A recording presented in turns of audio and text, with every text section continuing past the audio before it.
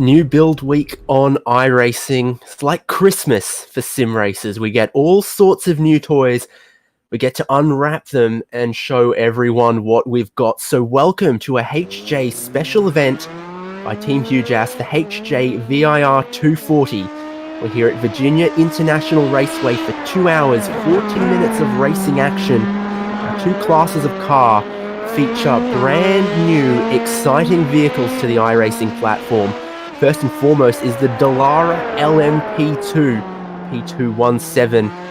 That one is going to get a lot of use in special events and iRacing official series this coming season. We've also got GTE, and that has the introduction of the Corvette C8R GTE, a vehicle that for a long time people thought would never come to iRacing, that Pratt & Miller would never share that data, but now we have it on iRacing. We have it for this race.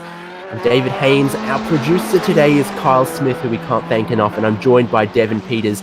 Devin, 10-minute qualifying session right now. It's going to set our grid for a very exciting and I think hotly anticipated 2 hours, 40 minutes of racing.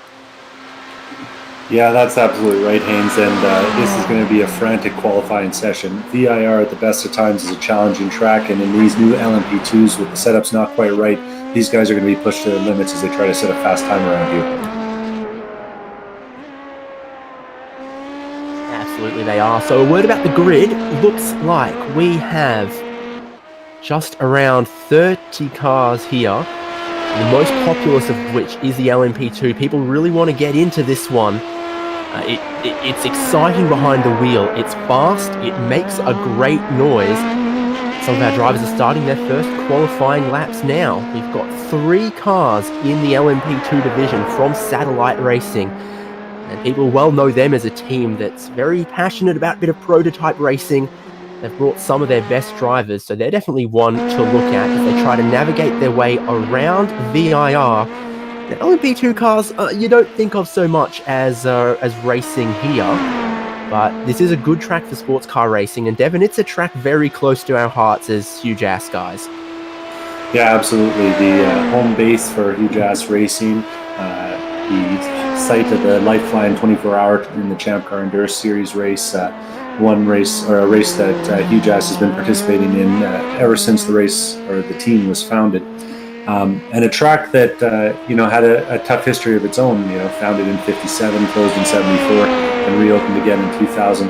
And honestly, in my opinion, an underappreciated gem of North American motorsport.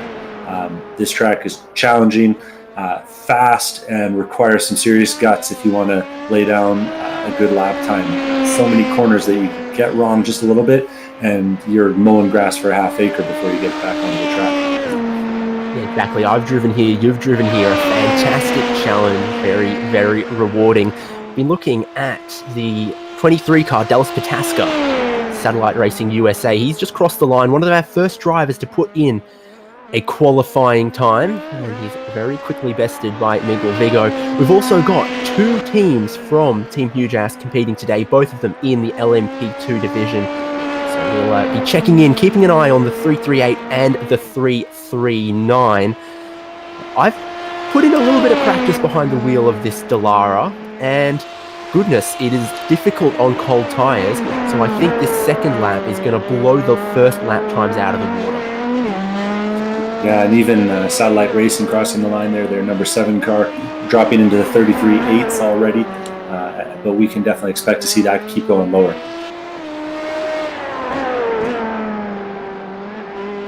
Following along with Jeff Tyler here, over just for a second, in Hugh Jass's first entry. Of course, the other car named HJ Motorsports 2, TOO, having a good time out there. But rubbing shoulders with some real star-studded teams out here. A number of teams north of 5,000 I rating. And we are going to see some lap times and some racing at the front. I imagine that will match the height of those cars.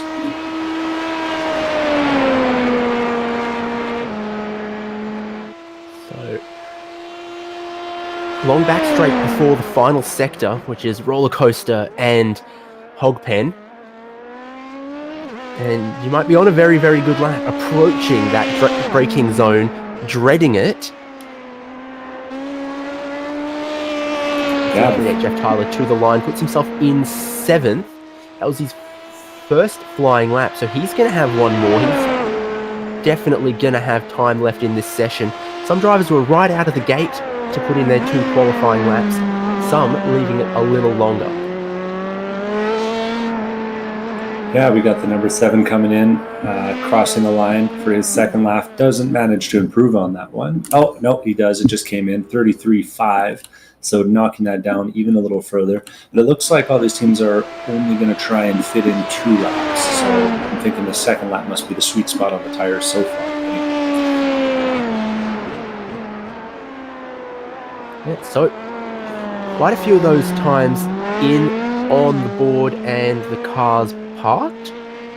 We've got big time out of nowhere from Big Bone Racing with the Death 178. Graham Sanders has gone to 3rd. We also had our eyes on the 110, which was Black Plague Sim Racing. Jason Goddard looking to improve from 10th. And he's going through one of the most challenging parts. I mean, honestly, every part of this track is challenging, but a very tricky part, especially in this car that's very sensitive to the curb strikes. And he's looking like he's executed Hogpen perfectly there out onto the front straight. We'll see what he brings to the table here. The 110 to the line, and he does improve only a couple tenths there, does not move his spot up. There's one GTE out on track right now, the 111 from Movano Sim Racing. Fabio Gonzalez hasn't put a time in yet, so he is one of the drivers in a brand new Corvette, and it looks good. Some people will say it doesn't sound as good as some previous Corvettes, Devon, but if it's going fast and it's looking good, 2 out of 3 ain't bad. And we are going to have a really authentic GTLM experience. GTLM experience today, right? No, GTE, there we go. Because we've got 6 GTEs in the field today. I believe 5 of them are the C8R, and then the 6th one is a Ferrari 488, right? I definitely saw a BMW M8 out there as well. I think we've got 1 Ferrari, 1 Beamer, and 4 Corvettes. So this is the first flying lap for Fabio Gonzalez. He's at speed. He's about to cross the timing line. He's got 2 minutes left, so he'll get 1 more lap in after this as well. That moves him well up the order, a 1:43, currently 2nd in the GTE class. He can get 2 more tenths on this second lap and grab pole position in this class from Michael Polasek, Lone Wolf Motorsports. And he's a driver who I think must have now driven in at least 3 of these special events. I think we had him for HJ VIR. We definitely had him for the HJ 87 Bud at the Glen. Now he's got himself into a GTE, so it's good to have him back. Hopefully he has a clean race. Yeah, he knows a good time when he hears about one, and it's been a pleasure to keep seeing him back. We'll see what he can do on the second flying lap. Polasek's done. We're keeping our eye on Fabian Gonzalez from Movano. Black, red, and grey, other Movano colours, are in slightly different pattern and proportion to what I'm used to seeing, but with how recently these cars were released, there's quite a few teams that maybe we haven't seen the final iteration of their paintwork for these beautiful cars, but for the most part, there is some good-looking liveries out there, and even if it's some interim liveries, they look good on some new sheet metal. So through the roller coaster, difficult braking zone, very unsighted. Tough to be brave there, but it's clean from Fabian Gonzalez. Now, Hogpen, you want to jump across the curves a little bit, but not unsettle the car so you can carry all the speed to the checkered flag. He's going to round out this session. Just 30 seconds left on the clock. He's timed his laps perfectly.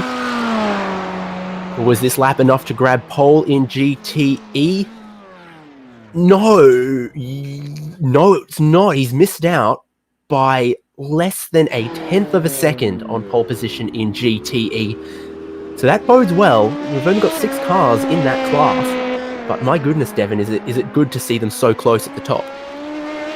Yeah, top 2 within a tenth, and then top 4 within a second. That's what you're hoping for when you set up these kinds of events. And it looks like our qualifying's wrapped up. It is. It's a wrap on qualifying, so we move towards the race.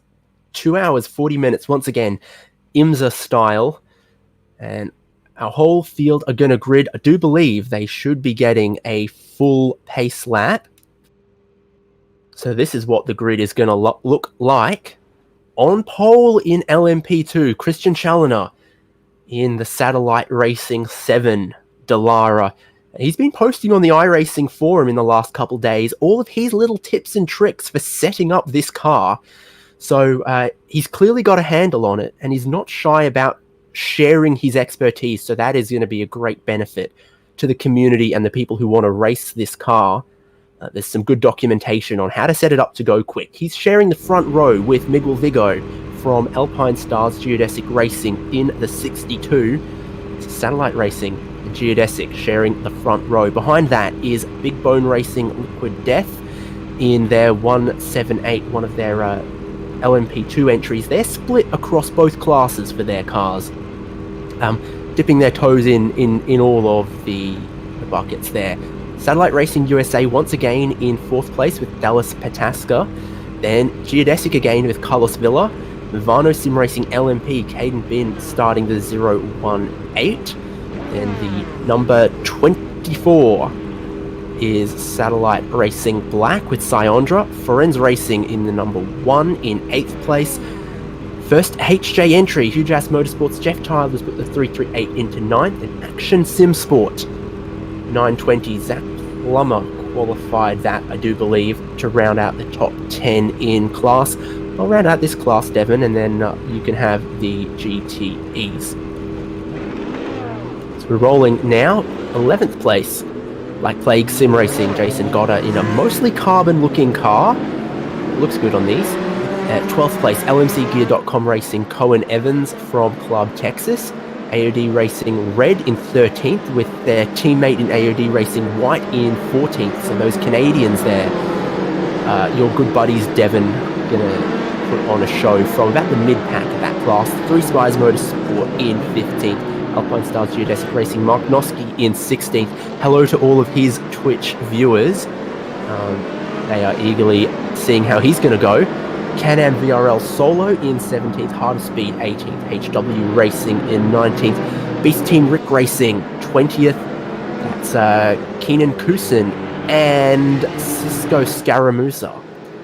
Then Spectre Racing 21st. The other HJ entry of Hugh Jass LMP2, Antonio Alvarez and Hunter Reeve sharing that one for a Colombian-Canadian effort in a P2. Satellite Racing in 23rd, Nix Motorsport 24th, and Iron Rock Motorsports looks like they round out LMP2 in 25th.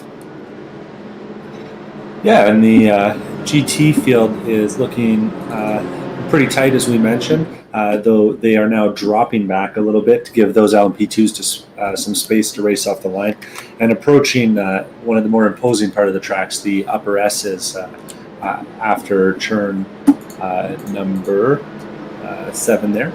But anyway, the GTE field is being led by Lone Wolf Motorsports with Movano Sim Racing in second. In third place, we've got the first of the Big Bone entries in GTE. That's the 180 car. Team Patate, the number 69, nice entry. And they are followed by the other Big Bone entry in the 179 car. Finally, we've got 42, the 4Runner Motorsports car. Didn't post a time in qualifying. We'll see if they make the grid on this race. Well, they've worked their way around Oak Tree. That's also a difficult corner on this circuit here at VIR. Quite famous in its own right as well. You come in there very quickly. The corner just keeps tightening and the curbs are tough there as well. So look out for some action there. Our whole field coming down the longest straight of the course, where we might see some overtaking right before the roller coaster. I've heard on good authority that the LMP2s draft up pretty strongly as well. So I don't think some good racing and some overtaking is a foregone conclusion at this point. And GTE, we know, always very close, good GT action. So through the final sector, our Porsche pace car is going to pull off, and it's going to be your leader, your pole sitter, Christian Challoner, to lead the HJ VIR 240 to a race start. Good gap between our two classes. Do expect LMP2s are about 8 seconds a lap quicker, so it won't be too long before they start catching some of those GTEs. Pace car is in, green flag is out, and we're racing down towards turn 1. The HJ VIR 240, very level start at the front. They're going 3 wide behind that. That has been a massive jump, I think, from the Movano LMP2 car. Someone's locked up, gone into the grass. Someone's reversing onto the apex. Hopefully, everyone else can get through cleanly to get us started here. Yeah, and that looked like the number 64 Alpine Stars Geodesic Racing black entry. Just got a little bit wrong going into turn 1. I think they got tagged a little bit on the outside. We'll go back and get a replay of that later. And they've compounded that mistake, making another issue there in turn number 3, spinning it off, and they're going to be starting this race from the very back of the field, trying to catch up and make up some ground after qualifying in 5th. So up through the S's for the first time, starting to sort themselves out in LMP2. Miguel Vigo is coming right along with Christian Challoner. Caden Bin has been a big winner off the start. From 6th, he's up to 3rd now. So if the qualifying wasn't right for that team, they're in motion now. Problems for Renz Racing, the number 1 car. As well as the 913 of AOD Racing White. Looks like both of them got it wrong on those cold tires heading into Oak Tree for the first time. These cars really showing how much teeth they have, though, on those cold tires. Yeah, so like you expect from a new car, like you expect from cold tires, 2 drivers struggling, a little bit of contact out there on the first lap, but overall I think most drivers have gotten away pretty reasonably. Your pole sitter from GTE, I think he's managed to convert, but he's still got Fabio Gonzalez right with him for company.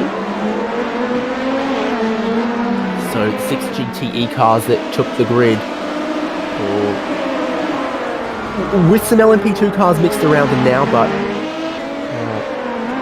doing well to stay clean.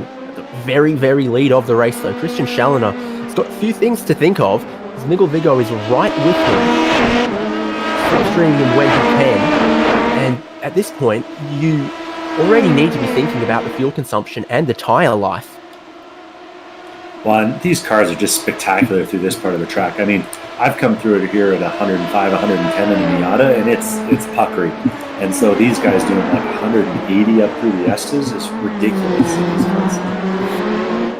Yeah, it is flat in 6th gear for almost all of our competitors. Left, right through the S's with a bit of elevation change to boot.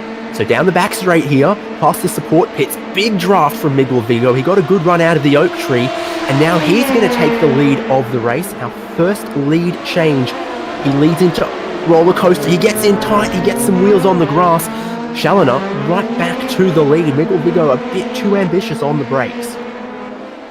Yeah, it looks like he's going to give up another spot to that 62 of the Alpine Stars Geodesic. Yeah, 018. Caden Bin's going to come through for 2nd now. And one of the other satellite racing cars is trying to join as well. Vigo's going to hold the inside for turn 1, which is definitely where you want to be for a hairpin. So after a little mistake in the roller coaster, he is now back into 2nd. They're fighting so hard over 2nd that Satellite Racing 7 and Challoner have a 2-second lead now. And if you're the leader of this race, that's exactly what you're hoping for. Get some pressure off and then find your rhythm and hopefully pull away from the field. A reasonably long race today, 2 hours and 40 minutes. Means that these drivers, they have to think about the start here, but they also have to think about the big picture too. And quite a few of our drivers are sharing their cars with a teammate, so they also need to think about their teammates and what sort of shape they're going to hand the car over. Some drivers are going to solo this event, 1 driver to a car, and others are going to be 2 driver teams. So that option was left flexible to the teams, however they wanted to run this. And I think all your geodesic cars are single drivers.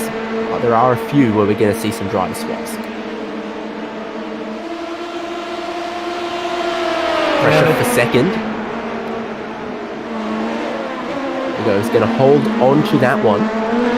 Caden been demonstrating that if you get a good run out of the oak tree and you're right up behind the car in front, you'll definitely get a couple extra miles an hour in the draft. These are moderately strong aerodynamic cars. They've got a bunch of downforce, therefore they've got a bit of drag on them as well.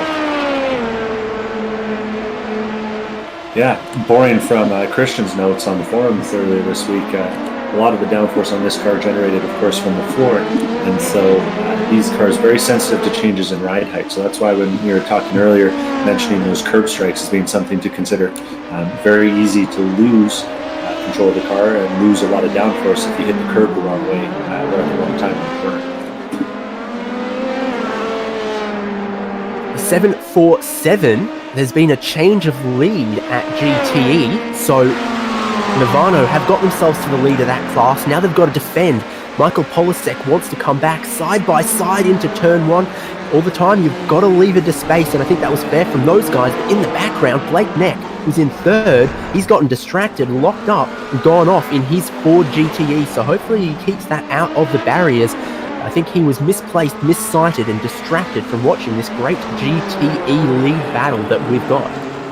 Yeah, and he's managed to get it back on the track without running off into a wall. Fortunately for him, one of the characteristics of VIR is these giant run-up areas. Not a lot of grip out there, but a lot of opportunities to catch the car before you find something solid. So your class pole sitter back into second, and the driver who started second on the grid now to the lead as the Corvette GTE's battle. Interesting to see. Just the standard iRacing balance of performance for this event, it looked like the Ford GTE was definitely hanging with these Corvettes. So I don't think it's necessarily an advantage to be in the Corvette, but it's certainly not lacking performance compared to the other available models. All GTE models were on the table for this event.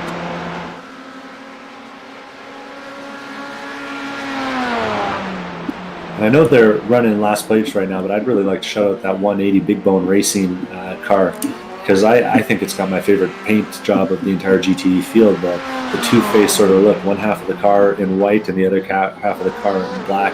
I hope they stick with that one, because I think it looks real great as it rolls around through the roller coaster and down towards Hog Pen.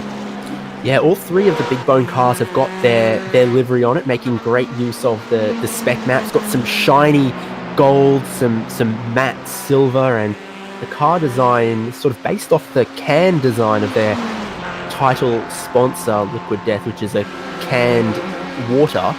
And I think when you put a good drink can design, oh no, as he locks up and runs off, we've put the jinx on him. At least he's kept it out of the wall. But I feel like when you put a good drinking can design on a race car, always looks good. The Red Bull mock-ups based on the drinking cans are great. I've seen Monster Energy liveries that look good. So that's tough for John Botifa, but he will carry on.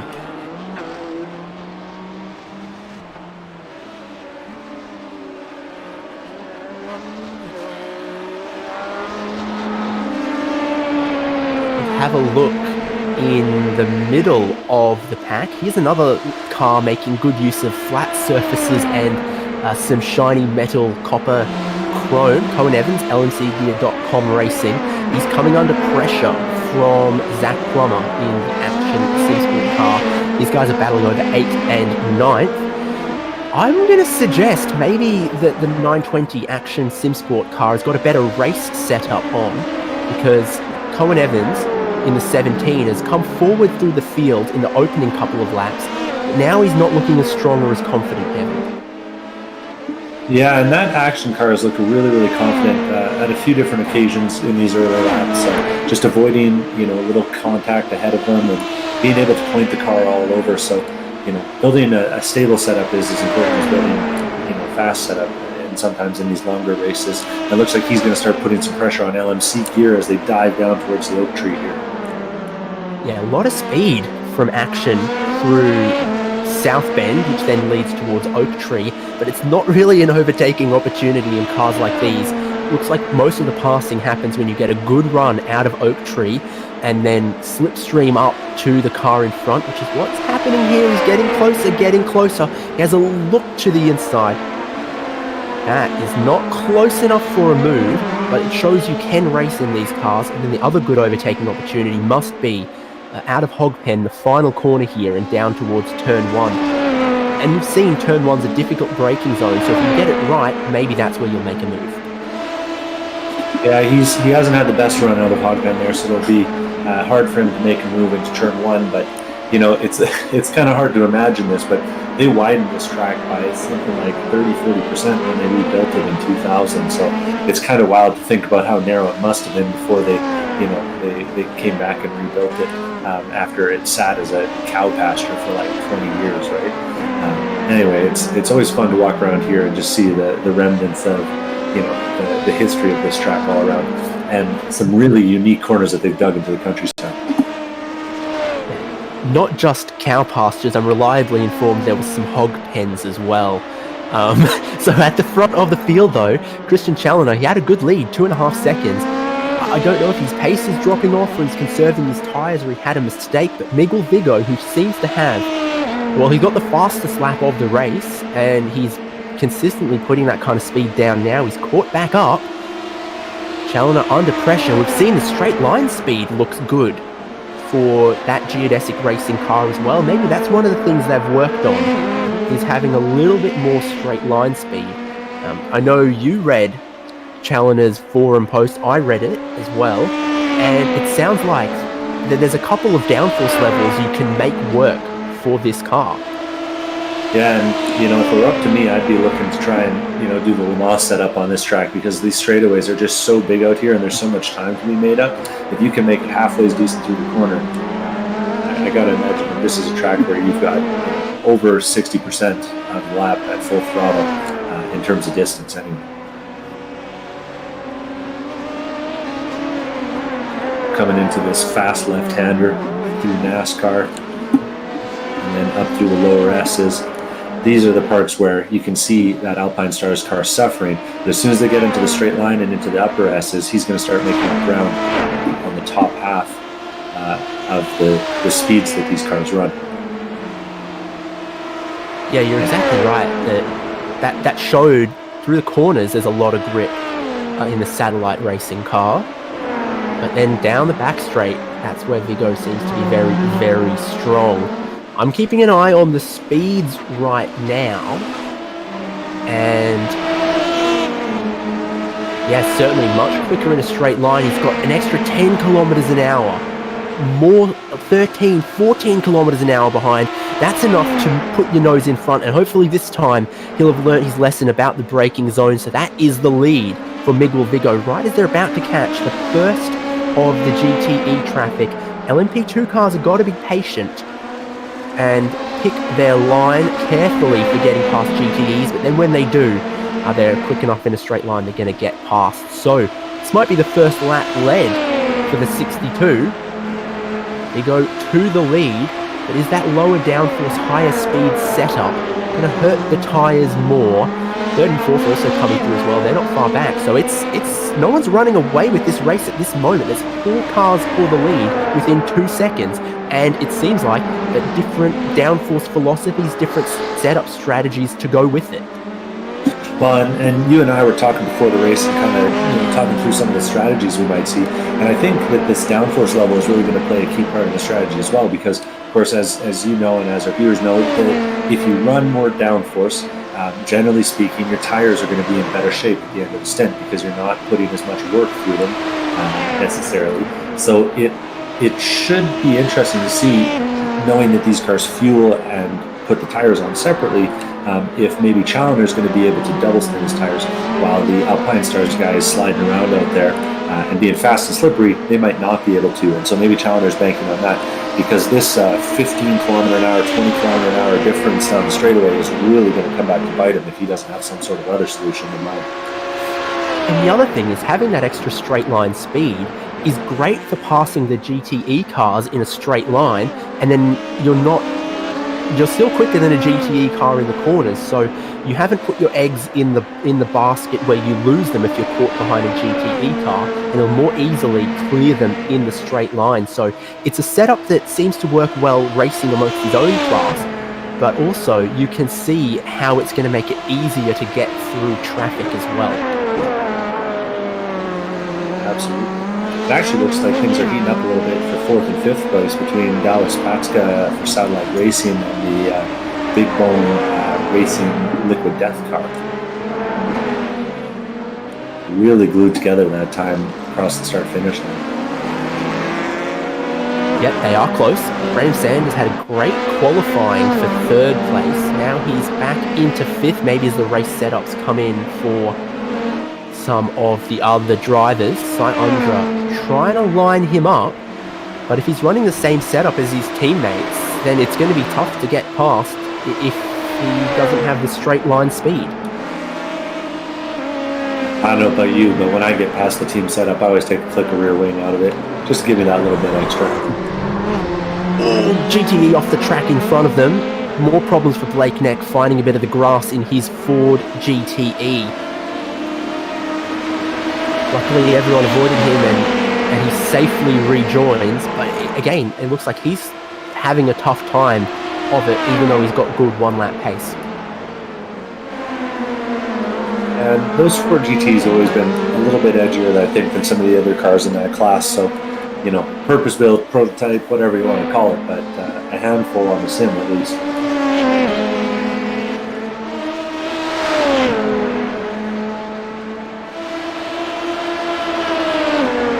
Look, our overall leader is just starting to catch our GTE lead battle, which remains quite spicy, I must say. Michael Polasek, Lone Wolf Motorsports, still going along with Fabio Gonzalez in the Movano Sim Racing Corvette. Well, a bigger fuel tank, longer stint length for the GTE cars.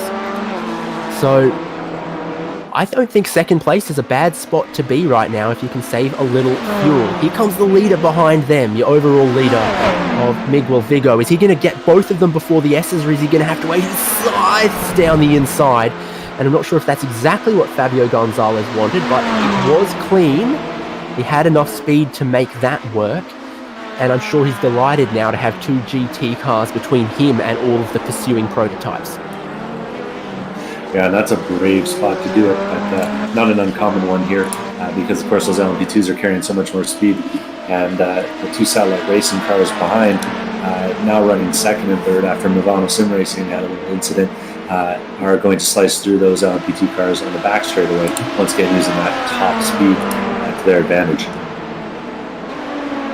Speaking of top speeds, I've got the speed trap data here. Your fastest driver in a straight line so far this race looks like Caden Bin in the Movano Sim Racing 018.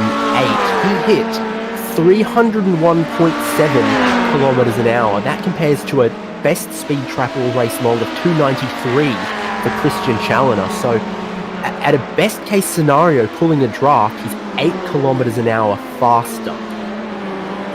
All I've got to add to that is that for the redneck users out there, I'm from the redneck part of Canada, it's 187.4 miles an hour. So really, really flying out there. The fine plains of Saskatchewan. Miles is a good unit to use out there, though, because it makes everything sound a little bit closer than if you measured it in kilometers. Yeah, it'd be too depressing otherwise. I'll let you know next time I'm doing 30 hours to be IR. There we go. So, still a great race in the Corvettes at the front of GTE. That's great to see, as a prototype's going to slice between them and just hurt Polasek a little bit, maybe give an opportunity for Movano to get away. We've just had Carlos Vila in the 64 have a big moment and actually a wreck coming down the lower S's there. I'm not sure if Racing Control can get us the replay on that one, but he's looks like he's going to lose a few positions after ping-ponging it off of one wall and the other. Luckily, no one else caught out in that incident, but yeah, he's pulling it right off the track. That car's not driving right straight for him anymore. he was behind GTEs. He kind of tried to go one way, ended up on the grass, and then nose hard into the wall for Carlos Villa.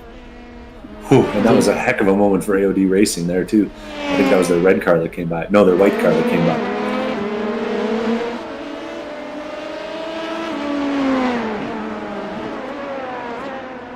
That's tough for one of the geodesic racing cars as the other one is leading, but second place in class.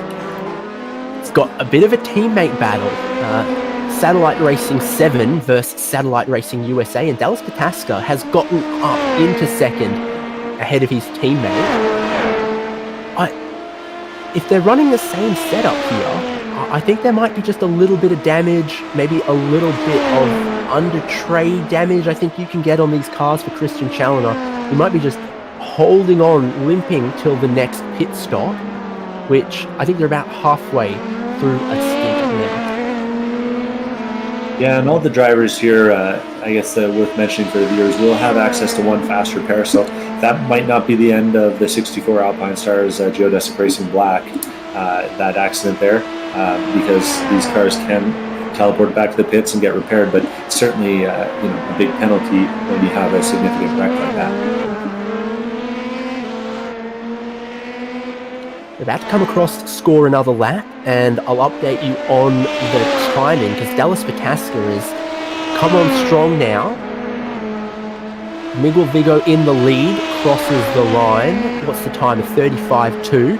Pataska, bit of clean air, 35.1. So he's the fastest driver out there now, just by a smidge, by a tiny little bit. He's also going to be towing his teammate Challoner along as well. So that's good news, I guess, for Satellite Racing. Now, Geodesic have lost a car, and it seems like the teammates are working together and finding some pace in second. Yeah, and that could be a strategic move, knowing that your teammate's got a little bit of damage, maybe hang back a little bit and pull him up. But with the gap he pulled out of the lower S's there, I'm not so sure that's the case.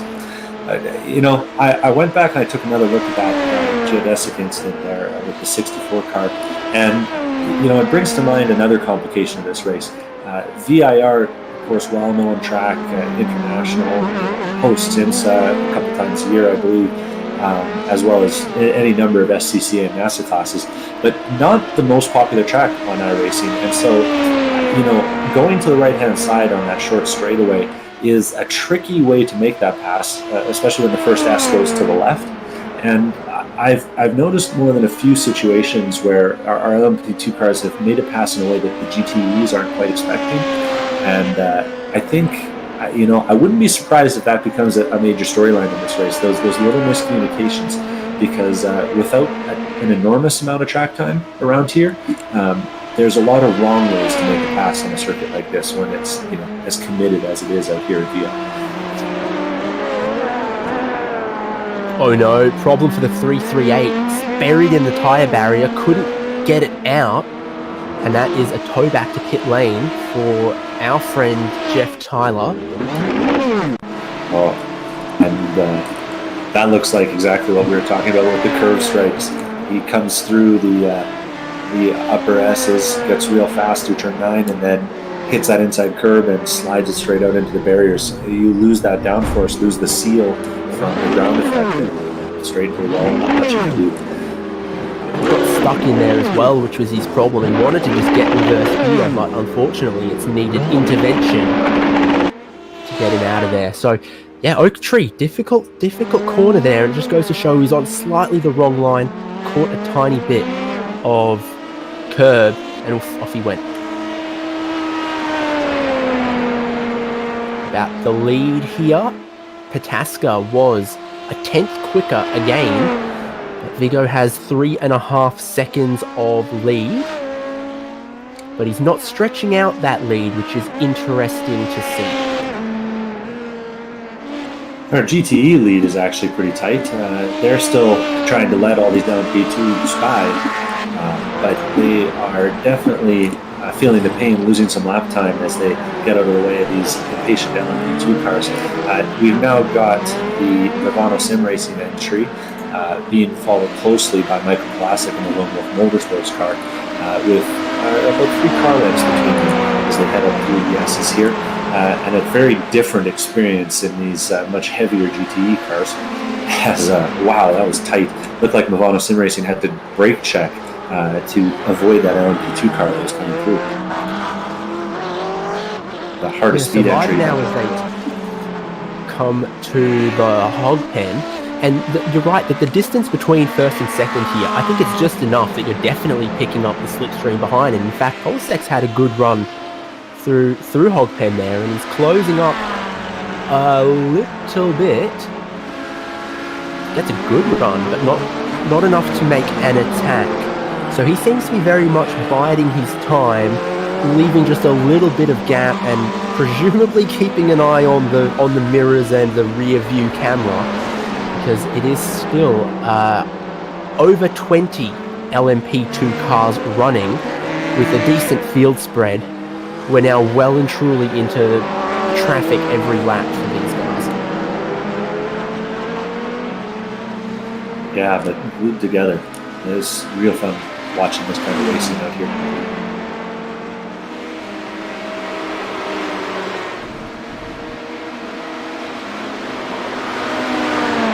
Shine some spotlights through the field now. Like the Heart of Speed 740 and the Spectre Racing 28. Both of these guys, handful of positions gained. +6 for Heart of Speed, +28 for Spectre Racing. And I'm a big fan of the livery on the Heart of Speed.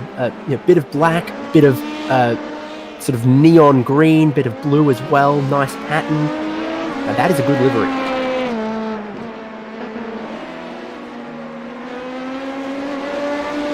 I was actually just enjoying the battle for 8th and 9th place between LMCgear.com and Black Flag Sim Racing. LMC Gear seems to have the edge on the straightaways, but Black Flag keeps getting a better run off the corners, and so far has been able to hold that beautiful copper and black car at bay. Maybe we've got some fans for Black Plague Sim Racing and Jason Gotter, so they're going to hope he holds on to this position. Owen Evans is looking pretty strong. He was 0.2 of a second faster last lap.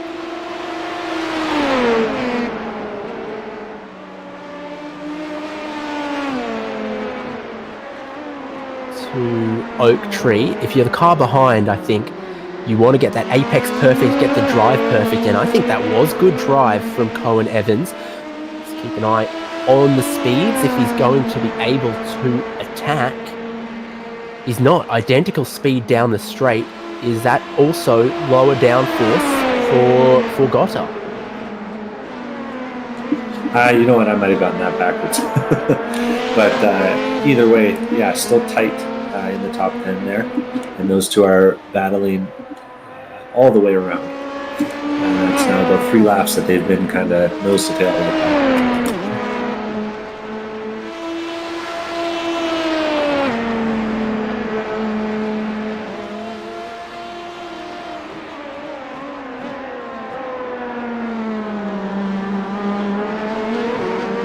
Is your best battle in LMP2 at the moment when you're talking about wheel to wheel. It remains close between first and second, so that hasn't gone away, and with quite a handful of pit stops still in store, especially for the LMP2 cars, you would not write that one off. That's a tantalizing prospect for later on, but here's where the wheel-to-wheel action is right now. Jason Gotter leading Cohen Evans. It's a Club Carolina driver and a Club Texas driver.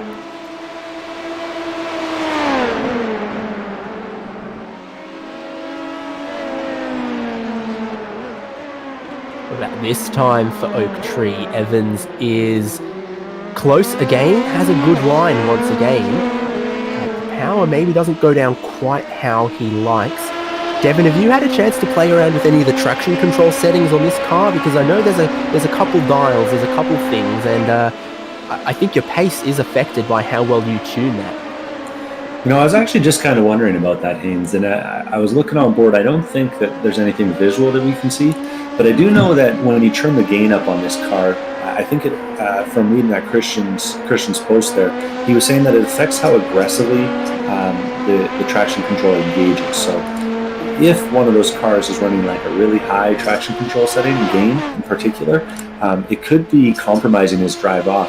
It could also be something as simple as having the wrong dive plane setting in the rear and just spinning up that inside tire on the exit. Easy enough to do, and will be hard to tell from outside the car, but will definitely make it challenging for that LMC Gears car to have a chance down the back straightaway. Yeah, so there is a handful of things likely to affect your drive off the corner. There's 3 different differential coast ramp settings. There's all of that, like we talked about with the traction control. He's close here, but up the S's is not a passing opportunity in these cars. Into South Bend's not a passing opportunity. Into Oak Tree isn't really a passing opportunity. It's all about off of Oak Tree. So once again, here they are. It seems like Evans is happier to get closer to that curb underneath the tree, but staying off the curb. Jason Gotter keeps the car planted, it's not bouncing, and the initial first and second gear drive is enough to keep him in front for the moment. Yeah, and these are really tough braking zones around here too, so even if you do have an opportunity, it can be a little intimidating just throwing up the inside. So I think that Cohen Evans might be just deciding that discretion is the better part of valor. We'll see how long that lasts with this run. Bump on the curb on the Exeter Hog Pen for Jason Gotter. Compromised his run this time. He'd been flawless up until now. So down the inside, Cohen Evans. Words tangled there, but he does grab that spot up into 8th. That's now 4 positions gained since the race start for Cohen Evans. Clean move. And we're talking about the intimidating braking zones. There's traction control for these cars, but there's no ABS. Yeah, the LMP2s kind of get a bad rap in real life, perhaps because of the dentists that pilot them. But the cars themselves are actually pretty impressive pieces of machinery. I mean, they're a lot like the way a lot of people say they want their prototype cars to be: big motors, lots of power, lots of downforce, and not quite as many assists as you might expect. So definitely a challenge to get around here. We've actually just had a bit of contact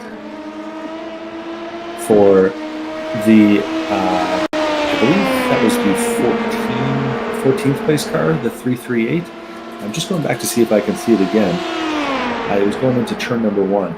Yeah, it looks like the 338 car just had a bit of missed his braking point going into turn 1. And he slid straight off the track, mowed the lawn out there a little bit more, and lost 2 or 3 positions. So that's disappointing for them. Sorry, the 333 car of Canna and Marvel Solo. And he spun up the tires and managed to get it back on track, but it's cost him 2 spots as he's gone through the grass there.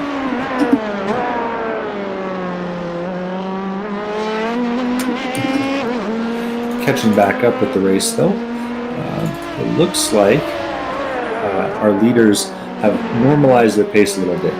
Right now, at this phase of the race, and we are using dynamic weather, that Alpine Stars geodesic racing car piloted by Miguel Vigo seems to be the class of the field. He's got about a 4-second lead on second place, the 23 Satellite Racing USA car piloted by Dallas Patska. With the team car, Christian, who we've been quoting throughout this broadcast, in third place, about 7 seconds back in the lead. In fourth place, we've got that Movano sim racing car that has had some pace, but also a couple challenging moments. In fourth place, about 10 seconds back. And in fifth place, the Satellite Racing Black. Maybe the trick is you need to have a black car. The Satellite Racing Black car, anyway, is now about 16 seconds behind the leader.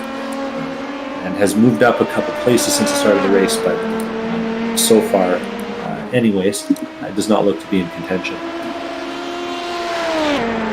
It does bear mentioning that this is a race with live race control, so we do have a steward watching along, handing out penalties here and there. The 690 car, which is the Geodesic Racing Gold car, has actually received a warning for car contact.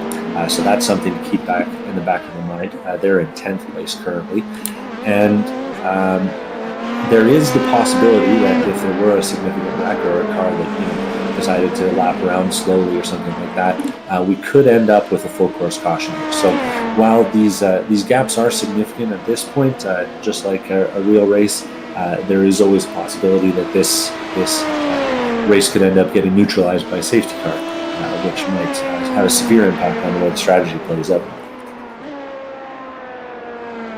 So what's getting to my attention now, Devin, is we're 35 minutes into this race. I think it's 1 or 2 more laps before all of our LMP2 drivers are going to need to pit for fuel, because it's just a 75 litre or 18, 19 gallon tank for these LMP2 cars. And they've got a very free revving, high horsepower 4.2 litre V8 that likes to sit its way through it. So 35 to 40 minutes is about as far as they can go on a tank of fuel. We're quickly approaching that. Speaking of Movano Sim Racing LMP2 018, it's the first one I see on the lane. Caden Bin. He's joined by the Satellite Racing black car of Syondra. So there's 1 or 2 cars going to go a lap longer than this. But this is the first of our pit stops from LMP2. Fuel happens first, and then tyres if they want to take them. Are they going to at a green flag stop though?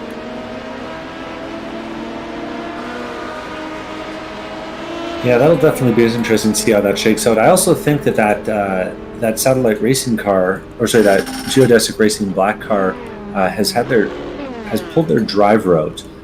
So I'm not sure if they're planning to do a driver change here or what exactly is going on there. That looked like fuel only from Caden Bin for my money.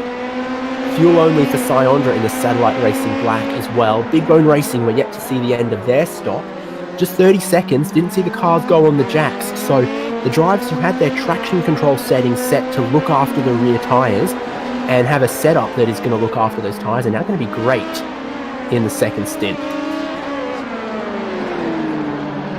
You may have heard me shuffle. I just ran out into the other room there, talked to race control, trying to figure out what was going on.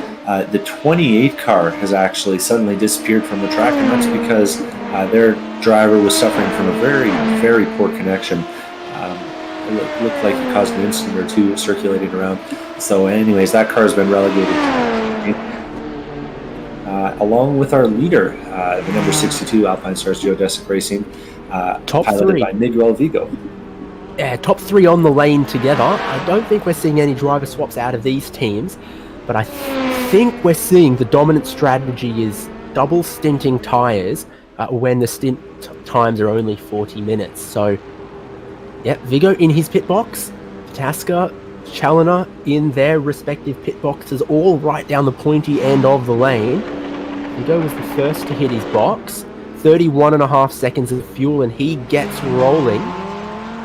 Next to go will be Pataska. Is he taking tyres? I think he is. Interesting. Well, he might be thinking double stint on the second stop. Yeah, 23 is on the jack. So he was second place, and he's opted for tyres when almost everyone else hasn't. Oh, and look at turn 1 right now. 18 Movano Sim Racing came out 1 lap earlier and has some heat in those tires. And I guess the Satellite Racing car in front of him will not have taken tires either, so he should have some heat there as well. But they nearly came together. Movano, Caden Bin locking it up into turn 1, having a bit of a close call as he tried to make that undercut work.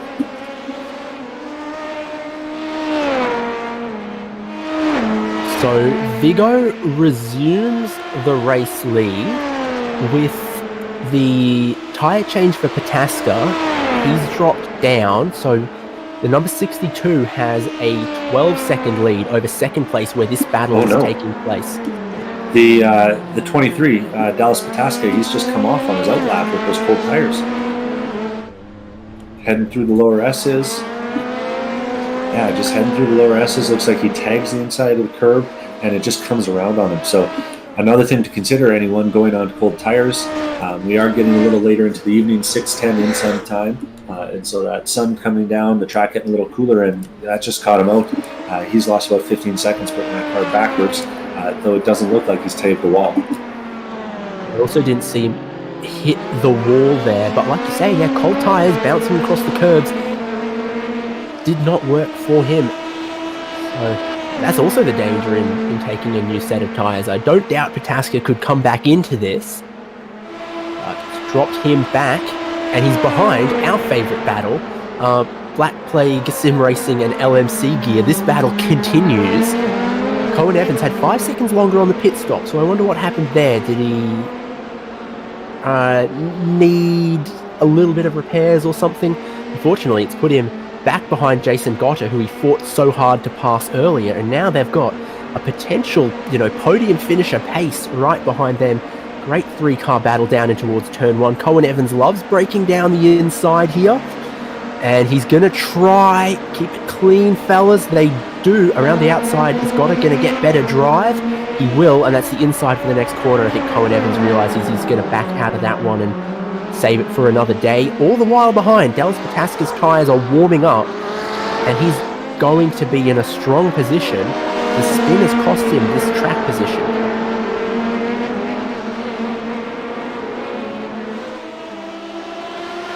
Yeah, and that will have a big impact on the outcome of this race, because that car was looking plenty fast at the front of the field. And I have actually noticed a message from the number 7 car saying 30 seconds repairs, question mark. So I'm wondering if maybe that Satellite Racing car has picked up some phantom damage underneath the car or something like that, that is going to slow him down at a subsequent pit stop. Yeah, you remember how much Challoner was hurting in a straight line with his other Satellite Racing teammates. Protaska, for example, didn't seem to be. So maybe he just early in the race grazed it across the curb, and that's where the damage has come from. 3-car battle continues with Gotter in front of Evans, in front of Protaska. Difficult position to be in for Evans here. Meat in the sandwich. He knows he can get past Gotter because he's done it before, but he has a very, very rapid blue and red machine in his mirrors as well. No hybrid energy, no push to pass, none of that for an LMP2 car.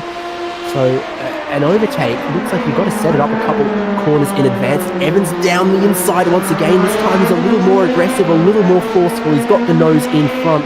Is Protaska going to follow suit, or is Gotter going to just manage to shoulder him out?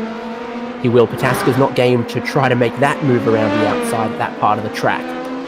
Oh, and Protaska's got to be just stomping his feet inside that car. He's got these 2 guys battling passionately for position in front of him, and he's faster, and he knows he can get by, but he doesn't want to do it at the expense of another mistake, right? So, I feel bad for him inside of that car. Yeah, mostly self-inflicted. Now he's got some work to do. A little bit over the curb for Gotter, but he holds on to it, and now through Oak Tree, this is where the work is for Protaska. Jumping across the curb, getting as much power down as early as he can. The problem for him is that Gotter has been very quick in a straight line and has the draft off Cohen Evans in front of that. So I think Protaska's going to struggle to make a pass until Cohen Evans goes and clears on up the road and leaves Gotter a little more exposed. Yeah, just looking at the speed look at this. Great drive off roller coaster down hog pen.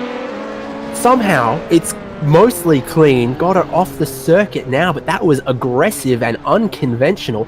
I hope that was fair game, and not got it shoved off the track. But that is not an overtake you expect to see happen. Yeah, I'm just going back and look at that one, and that's completely clean. It's if someone puts a nose inside you at hog pen, it's not a friendly pass. It's so hard to get the car back churned in for hog pen, because the car is it's such a tight corner, and it's such an off-camber corner too. Anyways, back to Satellite Racing, we'll have to see if he can now put the moves on LMC gear and the Cohen Evans piloted car and keep on moving up the track. Yeah, after that move, Protaska's immediately to the rear diffuser of Cohen Evans as well. This is the next position he's got to get. Pretty quick up the S's, and these are the other places where Protaska is quick. He's so precise at South Bend and so precise at Oak Tree here. He uses all of the track and makes it look effortless. It bumps across the curbs a little bit, but he's trying to size up a move, trying to lap traffic up the road. Work out what driver that might be. think it might be HW Racing and Sean Brown, but it's not a concern just yet for Pataska. He's good on the brakes as well. That's the inside, then the outside of Roller Coaster, another position for Pataska. He's back up into 7th, which is where he was when he left the pits. So he needs to make good on those fresh set of tyres for the remaining about 30-35 minutes he's got left in this stint. I'm actually just watching this battle for 15th and 16th place here. The first 2 cars lap down, 4Ns Racing and AOD Racing Red with Mo Islam behind the wheel. Those two have both put 2 tires off trying to get around the GTE leaders who are just in front of them and are really struggling as they head into Oak Tree this time. Yeah, they lose so much time when they're stuck. 16th, 17th is Can-Am VRL Solo and AOD Racing Red. So Snyder holding it off for the moment through all that traffic at Oak Tree as they do split our GTE leaders. Michael Polasek's gotten back to the lead of that class as well. Maybe the traffic has played into that because, yeah, it must be tough to be one of the few GT cars when there's this many LMP2s out here. Yeah, it's a very busy track. I think there's a reason that they only run the GTEs around here, just because there's so few passing zones. But yeah, it looks like these drivers are making the best of it anyways.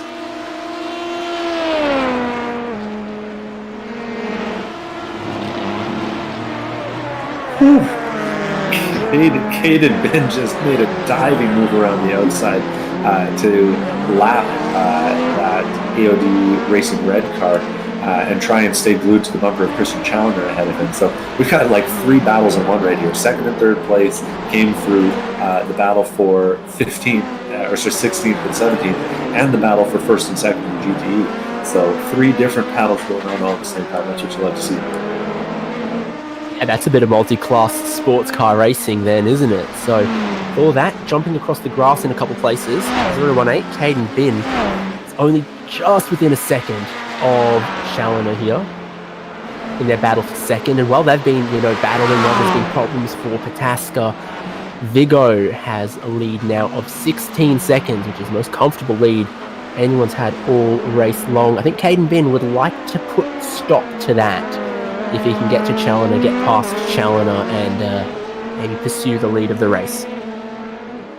Well, and I'm noticing, I don't know how much repair Challoner was able to do during that pit stop, but without a draft, he's already running 182, 183 from time to time. So it looks like he's gained back some of that big deficit he had in top speed. So I think the repair theory is correct at this point. As he comes up behind another GT car and an LMP2 car, he's going to have to lap here going into turn 1.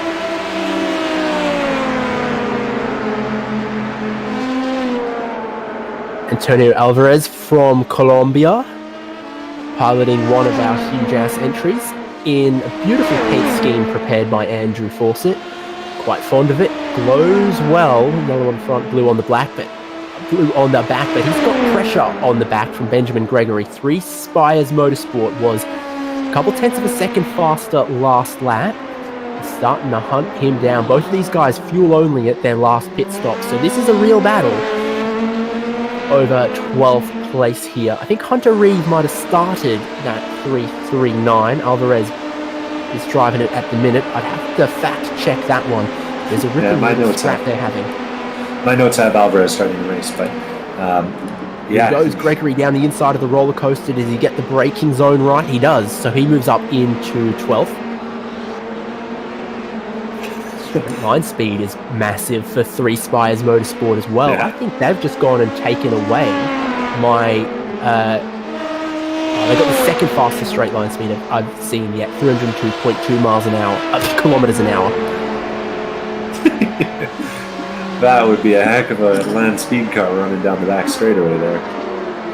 Oh, and he slides off the track in front of Antonio Alvarez, so maybe some of that low downforce coming back to bite him.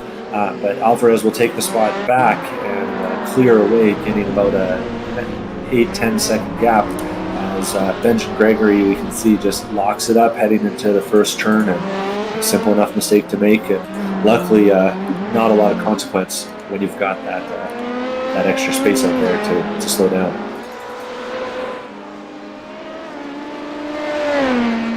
think he kept it off the wall. Probably won't have damaged the car or the under tray with that one, but just too hot into turn one. Rear broke loose, and maybe he's starting to feel the effect of wearing down those tyres on the second stint here.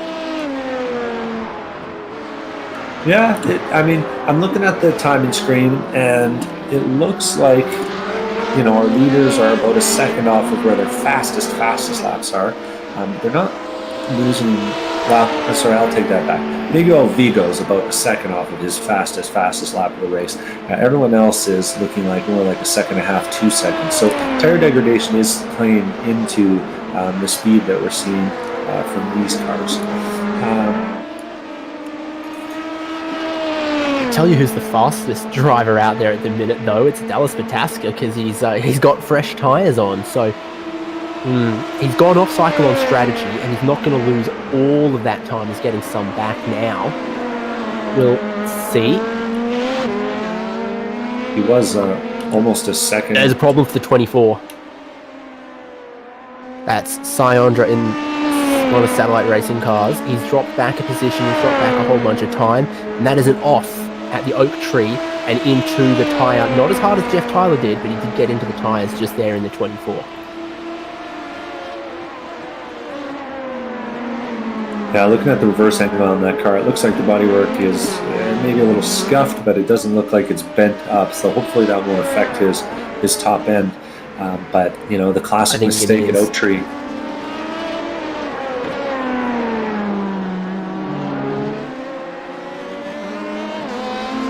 '23 and 24 just swap places there, because Syondra goes to pit in, so Dallas Pataska goes up into 6th.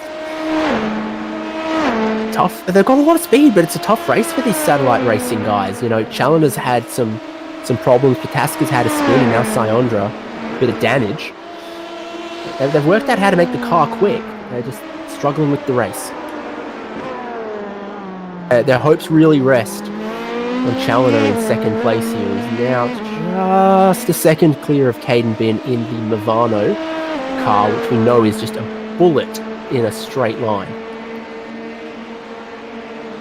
Well, and I would be curious to know, being how close this was to the start, to the launch of these cars, I would be curious to know how much practice these guys have in changing weather conditions. The air temperature has dropped almost 30 degrees Fahrenheit now since the start of the race. Track temperature still hovering around 85 degrees, but likely to start dropping as well if we see the cloudy skies continue on here. So it is possible that some of these guys just didn't build the setups with this part of the race in mind. Time in session is 6:20 p.m. right now. We're going to be finishing just before the sunset, so at the end of the race, temps are going to be cool, but throughout qualifying at the start of this race, it was a little bit hotter, so you've got to deal with that one. Saw a bit of a wiggle trying to put the power down for Challenger. That just is evidence to the wear, the pace drop off for the tyres, which I've heard, is in tune with, a second or so a lap. So maybe for the second stint, they start tweaking with some of the traction control as well. Yeah, a lot to think about.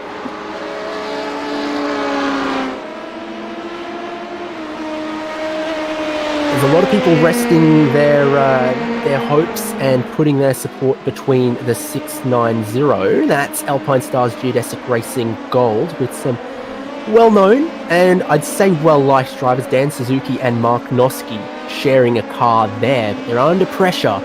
Syondra, who's had to make a second pit stop, had to take some repairs. He's fueled. It looks like he's taken the fast repair, topped off the fuel tank, and taken a new set of tyres. So once those tyres warm up, he's going to be in a good position to put pressure on the Germans of Dan Suzuki and Mark Noski.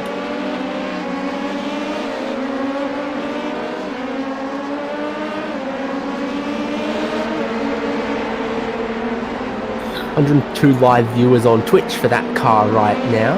Grizzle is a teammate to Suzuki in the 690. They are not going to have a lot to cheer for in a couple of laps, I think, though, because look at the pace Syondra seems to have. You can't just before the S's, surely. I think the inside's kind of covered there. Patience is needed for the 24, and hopefully he can get by on the back straight. Bit wide through South Bend, though. The pressure is on. And he is just millimeters away, Sayandra, from the bumper there. And it's cost him going through Oak Tree. He's actually not gotten the best run, but I think he'll be able to make it up on that Suzuki there from the draft. Let's see what it looks like as they head into the roller coaster. On the straight line speed, it is more speed for Sayandra, but not enough. He gets very, very close. Ooh, might have even just given a tiny tap on the bumper there. Both of them carry on. Do not look like any damage or incident. Out through Hog Pen, that's a difficult corner. A little tap on the curb there is going to hurt the throttle on from Geodesic Racing. And Suzuki back to 14th place. Sayandra, his recovery drive continues up into 13th place. That was sort of the inevitable result of just piling the pressure on corner after corner, lap after lap, wasn't it? We've actually just got our first GTE car pulling onto the lane, or pulling off the lane at this point. That was the Big Bone Racing entry, the car number 180 that we were talking about earlier in the race with that beautiful white and black livery. John Bodford in the car now, and I believe that's a driver swap for him. I don't think he was in the car at the start of the race. No, it's Bodford all race long in that one. But so we are reaching now 55 minutes into the race, is when 55 minutes to an hour, probably when we were expecting the first GTE pit stops with 29 seconds. I think, first scheduled GTE pit stops, I think that's fuel only for him. Now, the 69 Team Potate is on pit lane as well. Yeah, and can confirm that was only fuel, no tires. Will be interesting to see what the other cars decide to do out here. I'd suspect that they probably need at least one tire stop during the race, but you might be able to push it a little bit longer.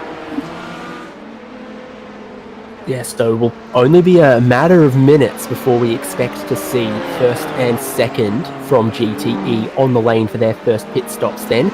Michael Polasek took pole position, lost the lead, was out of the lead for quite some time, now finds himself with a handsome 2.6 seconds ahead of Movano Sim Racing 111. And I think that's about where you want to be. If he's going fuel only as well, then he'll come out still in the lead. I think going fuel only for these guys is strategy, knowing that there's a safety car at some point in this race, almost assuredly, you'd probably save your tyre change for under caution rather than at a green flag stop. I can only speculate that that's the thought process for both our LMP and GTE drivers so far today.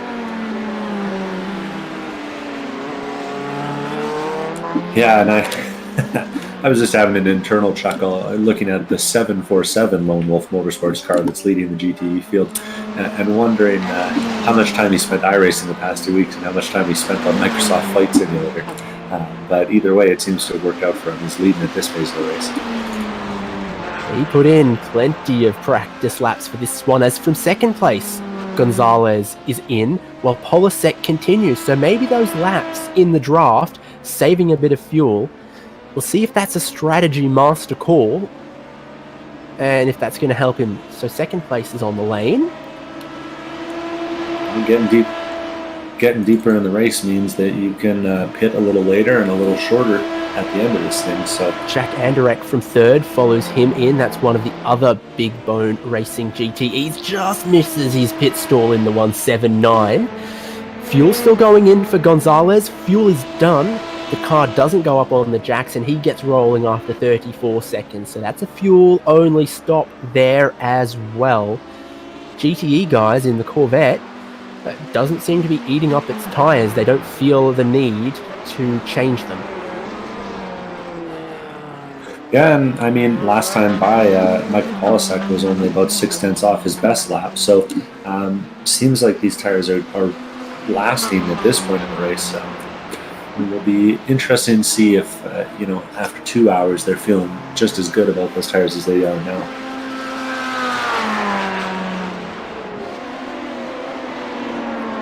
one of our good friends, Antonio Alvarez, under a lot of pressure from Sayondra now, and showing that despite that problem he had, the repairs he needed, he's not given up on this. He's kept the fight. In fact, if anything, maybe it's added to his fighting spirit because he gets a good run, gets a good toe, and we know he's brave on the brakes. Scoots on past Antonio Alvarez in the Hugh Jass LMP2. Satellite Racing Sayondra is back into 11th. And also in picture is that Three Spires Motorsport car. So it's busy around this part of the pack, and just 3 seconds up the road is AOD Racing White as well. So I think Ondra will get there in a hurry as well, because he's the fastest driver on track. He does a 35.1 and then follows it up with a 36.4 compared to 137 for our leader. Yeah, and I'm wondering if at that pit stop he just got tires as well, because both he and that Satellite Racing USA car of Dallas Pataska have been running some real quick laps as of late. Though last time by, Miguel Vigo managed to beat them, so he's still got plenty of pace up at the front. Might be just preserving the car a little bit more than these guys in the pack who are pushing as hard as they can.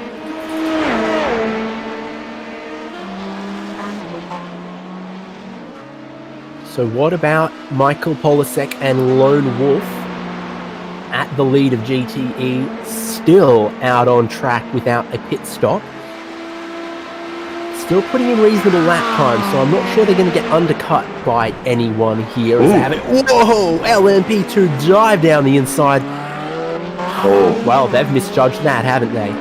Yeah, that was a hard hit for Sean Brown. Yeah, Sean Brown in the HW Racing entry, number 13, and not lucky for him today. He's had the same issue as Jeff Tyler. It doesn't look like he can back out of that car, and he's getting the tow back to the pits.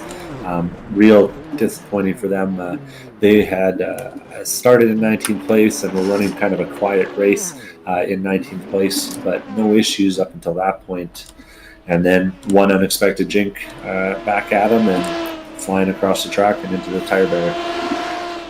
That's always what you fear might happen coming towards roller coaster. You know, you get over the crest and the track drops away. You're worried if you lock a brake, you'll just keep sailing on and into the barrier. And it's what happened. And he gets reunited with the 747 on pit lane because Polasek, it's pit stop time for him now. Fuel going in, about to finish fueling, and away he rolls. Gonzalez still 10 seconds back, 9 seconds back, 8 seconds back. I think Polasek's going to rejoin with about the lead he had before the pit stops. He took about a second longer on the pit lane than Fabio Gonzalez did in second, so most of that down to fuel. So I don't know if he was just able to run it a little closer to entry or to empty or what, but either way, he's coming out and preserving the lead, and he's gotten 4.5 minutes further into the race than anyone else. So things are looking up for Michael Polasek as long as he can avoid any more LMP2 dive bombs like that last one. It's also LMP2 pit stop time again. A couple of drivers I can see on the lane for their second time. But we're going to take a look at 10th place, LMP2, because Sayondra's charge up through the field continues. And he's now coming up on AOD Racing White's Dominic Dorenberg, who has been running a pretty quiet race as well, up 4 spots now since the start. It's going to be 3 pretty quickly. Got to suspect that Sayondra dives up the inside into turn 1 and gets lots of space. Very polite amount of room given by Dominic Dorenberg. Well done, fellow Canadian, and has let Sayondra by as he continues now on in 9th place, in 10th place, to chase down and try and get himself back on the lead lap. Viewers might not have caught on to this yet, but that Satellite Racing black car, that Sayondra car, is actually a lap down, so he's got the leader between himself and his next target on track. It'll be interesting to see what it looks like when he gets caught up to the back of that Geodesic Racing car in first place. Will we have something for him? I don't know. Yeah, such is the pace of Miguel Vigo that it's just 9 cars from LMP2 on the lead lap at the moment.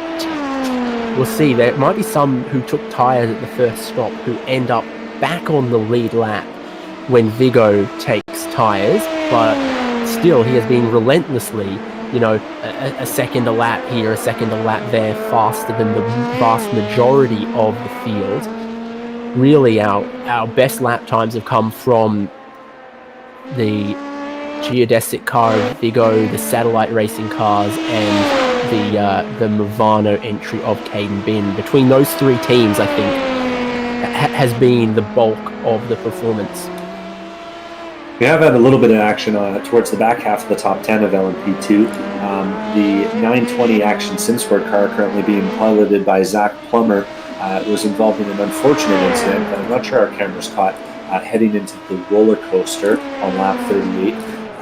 He was tagged by Isaac Snyder in the Canon Navarro car, which has been issued a warning by race control. So warning for aggressive driving, and I suspect that any further incidents from that car will result in a penalty. Kind of an unfortunate one there that cost that Action SimSport car a couple of positions. They were up in about 5th and they're now down in about 7th. See that their most recent lap time was a bit off as well. It's funny with these small fuel tanks for the LMP2 cars, how quickly the pit window just keeps rolling around, because for the teams who pitted after about 37 minutes into the race, it's almost time for them again in 5 to 10 minutes, I guess. Yeah, and it'll be interesting to see, based on the success, or the difference that we're seeing in the back half of this stint. I'd be interested to see if anyone decides to go with tires this time, or if some of our tire takers from the first stop will decide to double stint this time around.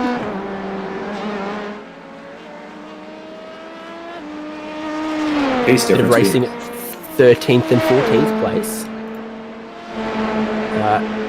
Antonio Alvarez has just been all around the action. He's under pressure from Dan Suzuki. Alvarez, he's going to be mobbed there.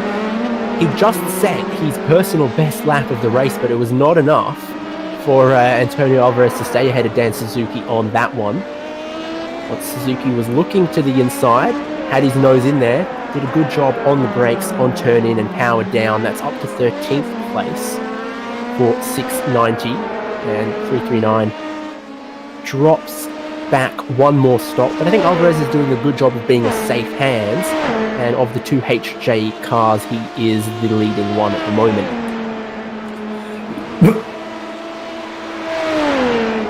Hope you recover from whatever that was, Devin.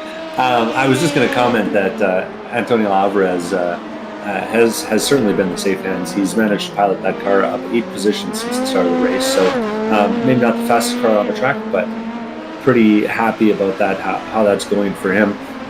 Of course, I was saying that until I was so rudely interrupted by the spit, and I started choking there. Oh, action there. That's LMC off. And Action SimSport get another position back. Someone had a flash of the headlights there. Someone's not less than happy. This is splitting the GTE lead battle as well, Devin. Yeah, so major consequences for everyone involved if anything goes wrong here. Now, he tried that outside line again when we saw the 64 car get spun around on. That's really dangerous. And LMC backs out of a pass into the S's. Man, I'd be shaking a fist or maybe some fingers if I was in that lead GTE car right now. But this is really costing Cohen Evans. His inability to get around this GTE car has put him 5-6 seconds back of that Action SimSport car that got around him. Yeah, and then Jason Goddard is still around. He's just 2 seconds back from there. He closed up a bit as well. So tension on circuit. Fortunately didn't end in contact or damage, it seems.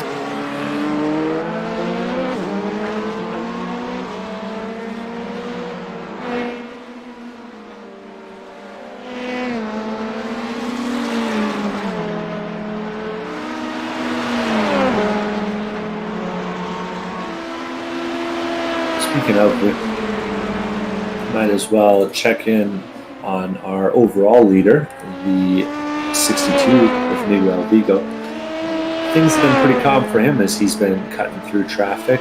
Only the odd bit of excitement as he overtakes another LMP2 or another GTE car. He's been consistently fast through this second stint, and we got to expect a pit stop for him coming up pretty soon. But his laps have been quick for the guys that are doing 2 stints on the single set of tires, but he has been giving up a fair bit to that 5th place car of Dallas Pataska, a 1.5 to 2 seconds depending on the lap. Anyway, he's managed to build up about an 18-second lead back to 2nd place, the number 7 Satellite Racing car, 21 seconds back to 3rd, Movano Sim Racing, and 29 seconds back to 4th, that Big Bone Racing by Liquid Death, number 178 car. So real speed from the front of the field, and no doubt that he's been really in control of this race since very early on.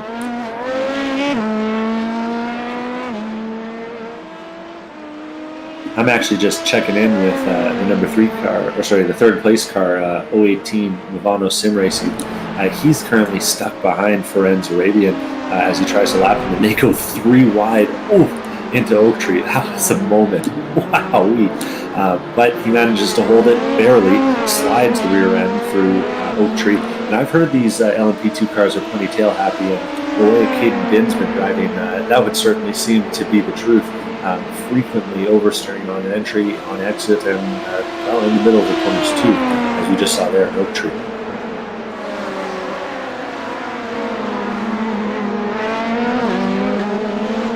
Yeah, indeed, so approaching in the pit stop time. Going to look at 11th place. AOD Racing White are under pressure once again. Dominic Dernenberg. Right behind him is 3 Spires Motorsport. Oh, they get close there on the exit of turn 1. And Dan Suzuki's joining the party as well. So 3-car battle. It's white and red, it's white and blue, and black and gold in this scrap here. And it feels like, to me, that the 3rd car in the train is catching the 2nd car, which is catching the 1st car. So this is going to be exciting to watch here. They are not far away from a pit stop either. Yeah, I was just wondering if Dan Suzuki sees this battle ahead of him and decides maybe fresh tires is the way to win this one. Wide of the apex for some of the pursuers here, but he's right on the brakes in towards the Oak Tree for Benjamin Gregory. Oh, and there's maybe another team consideration here. That Dan Suzuki piloted car in 13th place has the number 7 Satellite Racing car right behind him. Of course, his teammates leading the race, so I wonder if he makes it easy for the 7 to get by. Or here goes Gregory round the outside at the roller coaster. He moves himself up into 11th. I hear what you're saying about Geodesic maybe playing games with Satellite Racing for the positions in front of them. That was a bold move. Now here comes the Satellite Racing car. What's Dan Suzuki going to do? He's going to leave the inside open, and I think the number 7 definitely has the performance to go down the inside and get more traffic in front of him. Yeah, it's also possible that he's thinking maybe he can follow this leader through. That blue flag tends to do wonders for guys that you were having a hard time overtaking. We do actually see our first LMP2 car on for its 2nd scheduled stop. That's the 018 Movano Sim Sport, which has Andrew Caron in the car. Yeah, that's a driver change for Movano. That's a driver change for them, yeah. Caden Bin is getting... Yeah, they're all Canadian there. So Caden Bin out, Andrew Caron in. You assume this is also going to be their first tyre change. So from 3rd place, they come in. You're going to have fun changing those tyres while the rear wheel is spinning like that. But he's eager to get going once that car drops. Big Bone Racing also in for a tyre change. And someone else was on pit road at the same time as well. Action Sim Sport with Zach Plummer. So this is all tyre change at this point in the race for these guys. Caron gets going. They hoping for an undercut on some of the guys they're battling? They're definitely in this Movano car, shoulder to shoulder with a couple of the satellite racing cars for second place. Cool. And I'm not sure our cameras caught it, but Jack Wells and Michael Pulasic just had a heck of a moment. That's the leader of our GTE class and an LMP2 car that was lapping him. Michael Pulasic was 3/4 of the way around in Oak Tree, but got a second tap from Jack Wells in that hardest speed car and was able to right himself. But some unhappy words being exchanged in the chat by those two drivers.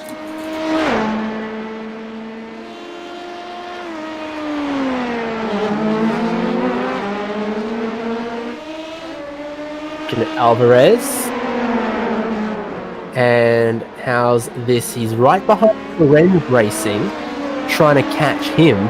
He's got his own teammate who is a lap down in his mirror, so I wonder what level of communication is going on between my dear friends here. What do you do if you're Alvarez? You just say, oh yeah, you go through and tow me up to the next car, or it's a lap down car trying to get his lap back.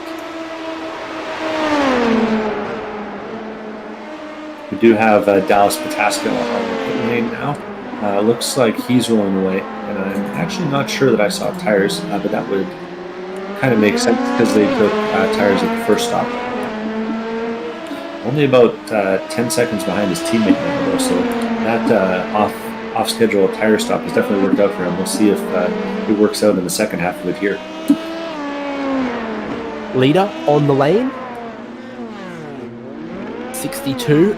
I could check, but I think we're expecting to only see Miguel Vigo. Yes, only Miguel Vigo for that car. So he is doing the solo driver attempt there. Christian Challoner, who was in second or so in the number 7, I think he's taken a short fuel at this stop. Maybe tried to clear some of his repairs as well. So I think he'll come out close to Vigo if this is full service. But lacking shorter on fuel, I'm going to need a longer stop later in the race. Yep, that's up on the jacks for Vigo, for your leader. I am interested to see how Patasca plays this one with the pit strategy here. This might be a real smart move if he does the short fuel now and then the slightly longer fuel to get to the end of the race. I guess we're 2 more stops left. So Vigo's still comfortably in the lead. He had 15 or 20 seconds or even more than that earlier on. Now, updates for me, 9 seconds or so? 8 maybe? Yeah, and we'll have to see. Challoner's got another lap worth of heat in those tires, so he might be able to close up a little more ground. First time on cold tyres now in this race for a few of these drivers who double stinted early. So Vigo being much more careful with the curbs. Challoner, I'm sure, had to be careful across the curbs on his out lap as well. Another driver change, this time for the 17 car of LMC Gear Racing. They've taken out their other driver and put Matt Houston in. Looks like he'll be taking the second half of this race because we're right at the center line, of course. So it'll be interesting to see what he can do after some very competitive driving from those guys through the first half of this race. Yeah, 2 minutes till the halfway point of the race, and we've got a cracking battle going on still for GTE. Lone Wolf Motorsports, well, they had 3 or 4 seconds before the pit stops, and then you mentioned, Devon, some of the problems that they had with traffic. Michael Polasek wasn't well pleased with them. Movano in GTE, in that beautiful Corvette C8R, is right with him once again, and this is the lead of class. Polasek's lead has evaporated. Fabio Gonzalez picking up the pressure. Well, and I got to think that Michael Polasek and the guys and himself at Lone Wolf Motorsport are going to be happy to hear that the 740 car, that hardest speed entry, did get a warning for aggressive driving. Presumably going to be a black flag if they ever are involved in anything like that. So a little bit of cold comfort, and he did retain the lead. So as long as he didn't pick up any damage, and it doesn't look like he really did, he ought to be able to keep on holding what is still a very tight battle for the lead of GTE. If he pit stops cycling through for LMP2 at the moment. Graham Sanders in Big Bone Racing car, which is an interesting split livery, reminiscent of BAR almost. Oh, there was Syandra right behind him. He was locked up, gone off. And in the barrier once again, just caught out behind another car. Syandra's stuck in the barriers. And that's a dagger. He's been working so hard and then just gets turn number 3 a little bit wrong. Easy enough to do, get out in that little marbles and lock it up and boom, slide off the track and underneath the barriers. And these splitters, man, they're paying the price.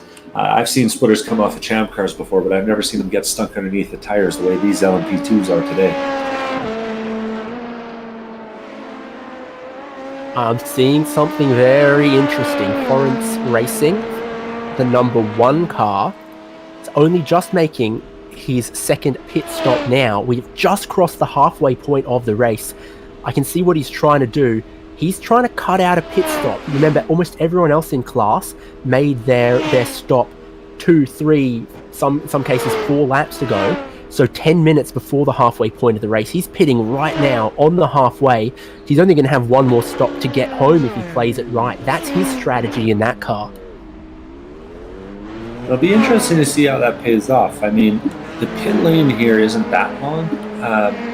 So he is going to get some benefit, obviously, but he's going to need an awful lot. Currently a lap down on the leaders in 11th place, but he'll definitely be able to leapfrog a few people that are ahead of him if that pans out. Yeah, look at him struggle on those cold tyres though. Locked up an inside tyre into turn 1.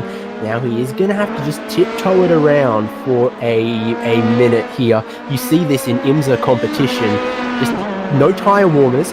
How tough the outlap is, costing you 2, maybe 3 seconds. He just hopped it across one of the curbs that you'd normally have no trouble with, and the car didn't want to settle. It still wanted to snap around on him. Up through the S's at speed, you get the downforce. I think he's okay, but in the slower speed, mechanical grip corners, the cold tyres are rough. Yeah, and I'm just looking at this battle for 7th place between Matt Houston and that LMC gear car and the Black Plague Sim Racing car still being piloted by Jason Gata. Looks like that's a single entry, whereas Cohen Evans was in that LMC car for the first half of the race, and wow, that was tight on the outside of the almost straightaway here at VIR. Matt Houston seems to be a little bit more aggressive than his colleague was in the first half of the race. He's been closing the door on that Black Plague car. I'm wondering if the cold tires are catching them out, and sure enough, just in time, we've got the leader behind the 2 of them looking to get through the slap traffic as quickly as possible, so it'll be interesting to see how that affects this battle right away here. Exactly. You just cannot keep the 17 and the 110 apart here. Surely Gotter is going to yield at this point, let your leader through, and he is. That's the sensible thing to do, and he'll hope that Cohen Evans was the stronger driver and he can have something to bring a fight to Matt Houston. It's great to see that an hour and 20 minutes of racing done, and these 2 cars, the LMCgear.com Racing and Black Plague Sim Racing, have been at each other a couple times, very equally matched. That's what I hoped we'd see, and it's great to see. Comes your overall leader on 17, so now he's not splitting that battle anymore.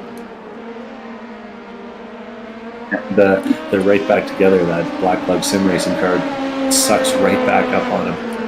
I'm also noticing just a few spots behind that Satellite Racing Christian Challenger has managed to just clear Dan Suzuki this time into roller coaster in the other Alpine Stars car. So whether or not the block was intentional, it has worked out for them. And now Christian Challenger is about 10 seconds behind the other Alpine Stars car within the race.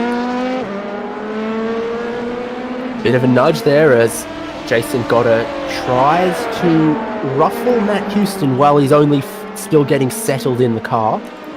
Both of them carry on. Don't see damage for either, but that's not quite how you want to go about it. These are prototype racing cars, not touring cars. You really can't lean on the dive planes, on the splitters, and on another car without causing a big problem. Yeah, that felt a little bit like a single monitor sort of incident. That LMC gear car was going a little slower at the apex, I think, than Jason Gata expected, and he turned in and he found the left rear quarter panel. Luckily, it looks like, you're right, both of them have gotten away without any significant damage. As we have a lockup there from Matt Houston, so clearly still pushing hard, trying to get some separation from that Jason Gata piloted black flag sim racing vehicle. They're a tough car to get your head around, these prototypes, so it might just be the case Matt Houston still needs a couple more laps to settle in. Oh no, that's contact, both of them around. Jason Goddard was in just too hot there, tagged him, and both of them go for a half spin there in the roller coaster. I don't think Matt Houston did anything wrong there. Oh yeah, there's not going to be happy pilots there after that one.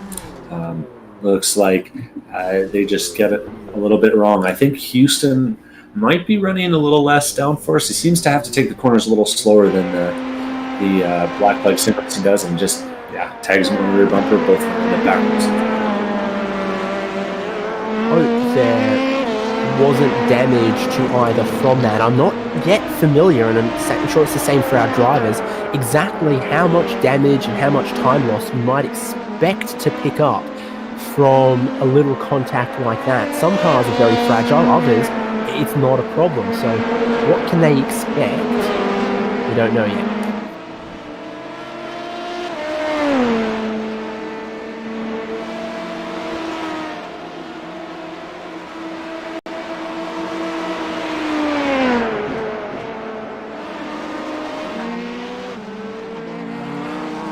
Since we checked in with them last, with these beautiful Corvette C8Rs,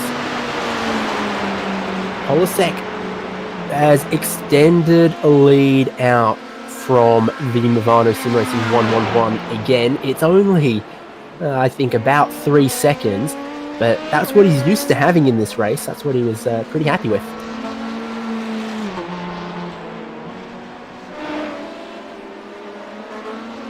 And then it's another 15 seconds and some. The Big Bone Racing 180 of John Botifer isn't fading out of this race at the moment, but he is just 15 or so seconds off the lead, where he's been, I think, quite a while now. And I'm going to just call the race director here back to the number 17 car, that LMC gear car, because right behind him is Jason Gata again. So after that spin gave him a little bit of breathing room, less than a lap, and they're right back together. And who's behind him? Well, that's second place overall, Christian Challoner, making a move on the inside of NASCAR, splitting the two of them, luckily. But it's definitely not the end of that battle there, so we'll keep an eye on that 6th and 7th place battle. And Jason Gata, for that contact, has a warning. So it did look like a mistake to get in there. Oh, and around in front, that's Movano and LMC gear. So that's second place in GTE around. And did he get a tap from the 17? We're going to have to look at that as well. Oh, it looks to me like he goes up the inside, tries to, door gets closed, and he just rolls a little too much speed, tags the rear of that Movano SimSpeed car, and puts it completely backwards on the outside of that very, very high-speed bend at the top of the S's there. I don't feel like that was on. I mean, you understand the thought process here from Matt Houston. He's got the 110 behind, closing him up. He doesn't want to lose time, but he just was not close enough. He wasn't alongside before the turn in there. That's a shame for our GTE battle as well. Well, and I gotta think that he's probably struggling a little bit with with getting into the car at this point in the race. It seems like things are just not what he expected. And actually, he's just passed. Who is that? Christian Challoner's gone around. So our second place car has just had a spin on the exit of turn 1, and we're taking a look at that right now. It looks like he just got a little bit loose, maybe some marbles on the edge of the track, spins up the tires, and ends up backwards. He was trying to get around the outside of your GTE leader, gave a generous amount of space, but the space was too generous, and he's looped it around on the grass. So from second place, no damage, but Challoner is back into fourth now. He's lost positions to his teammate Pataska and also to Andrew Caron in 018. Things are very busy in front of Pataska right now, too. He's got both that Geodesic Racing Gold car and he's going 3 wide on the back straight with the GTE car, though. So he's going to be thinking his advantage is back. After his earlier spin, he's got some good luck, but now he has to go 2 wide in the top of the roller coaster, makes the move around the outside of the lap car of Jason Gata, and that moment of tension looks like it is resolving with 3 cars in a single file line. Much more comfortable around VIR that one. That was Pataska. He went off strategy from his teammates. Remember, he was one of the ones that took tyres at the first stop. He took fuel only at his most recent stop, and he has cycled back through into second. Now he's trying to put the lap on the 690, because Dan Suzuki here involved in the battle with Jason Gotta over its now 6th and 7th there. So eventually, Pataska, good job to work his way through. He's inherited second place in this race. He's 22 seconds behind the leader, who just doesn't seem to have the same foibles as everyone else in the class.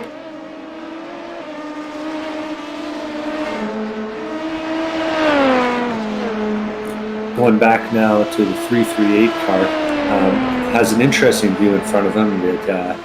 The team car, just behind him, the 339. So those 2 guys are battling over 13th and 14th place. But what's an HJBC broadcast without a little bit of home field commentary? Hunter Reeve has now taken over the 339 for Antonio Alvarez. It looks like he'll be doing the second half of the race. And Jeff Tyler is just ahead of them. And of course, these are some of our HJ drivers. Half of our team here bringing you this broadcast of HJ VIR 240 and in race control, and some out on track as well. Large portion of our team tonight are watching from Indianapolis as they go racing tomorrow in the Champ Car Endurance Series Indy Double 10. That is going to be on this YouTube channel. You can ride on board with our number 337 little Mazda Miata. So hope you join us again for that one. Subscribe and you'll keep abreast of both our sim racing and some of the real world racing. Jeff Tyler, he's not driving this weekend, but he's driven that car before. Devin, you've driven in Champ Car with Hugh Jass before. And so those guys are, I'm sure, very much looking forward to that. No offense to VIR, but I'd say Indianapolis probably beats it. Yeah, there's a beautiful sunset happening in the sim here right now, but it doesn't hardly compare to the one you get in Indianapolis. Do you think if I tell the team they have to shotgun a beer on the stream, they'll actually do it? Yeah, there'll be someone silly enough to do it. I'm not sure you're going to peer pressure Nate Franklin. I'm not sure you need to tell Alex Albert to drink one. But I mean, Babs is always a good sport.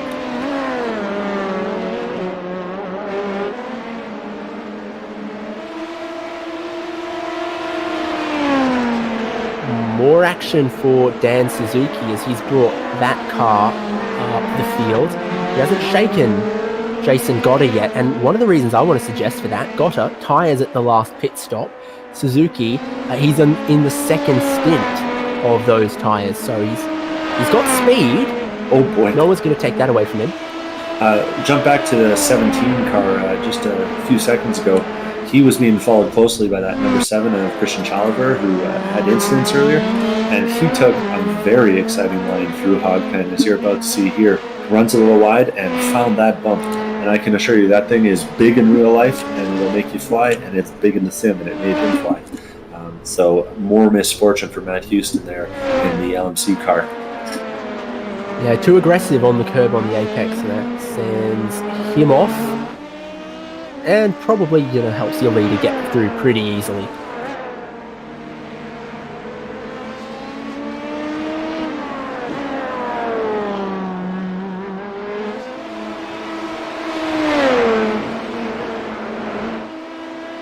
So, one of several Alpine Stars geodesic racing cars in this race. Dan Suzuki, I think, has found his rhythm a little bit. He's got a little bit more space to Jason Gotter than he had before, and Gotter, once again, looking in his mirrors, looking out for, that might be Andrew Caron, potentially behind him there. So traffic aplenty in LMP2.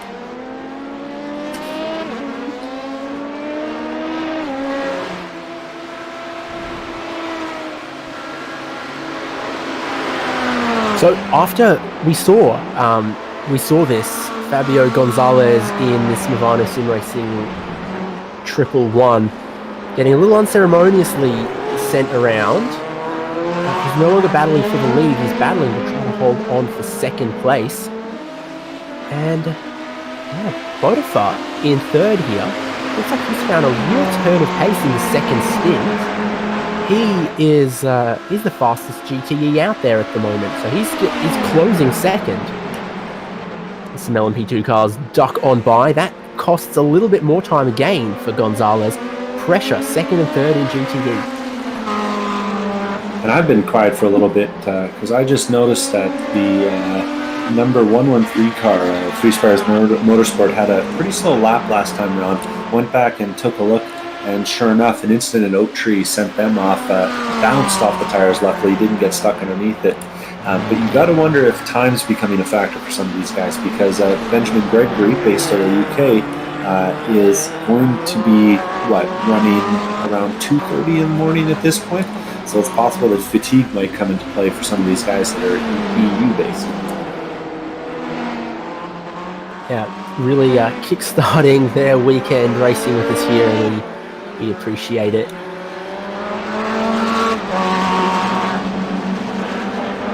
It's good that despite only 6 cars taking the start in class, we have seen some action with these Corvette vehicles. For whatever reason, people weren't quite as keen for them as they were for the Dallara, and the Dallara is putting on some good racing as well. It's nice that with the small grid of them, and I guess GTLM is used to some small grids, we're getting a bit of fight. Yeah, after dropping off of that first place car that they had there, that Movano Sim Racing car, now piloted by Fabio Gonzalez, is closely followed by John Botifer in the Big Bone Racing for third place. So all 3 of those cars still 4 laps down from the overall lead of the race, but in very tight formation for the GTE win.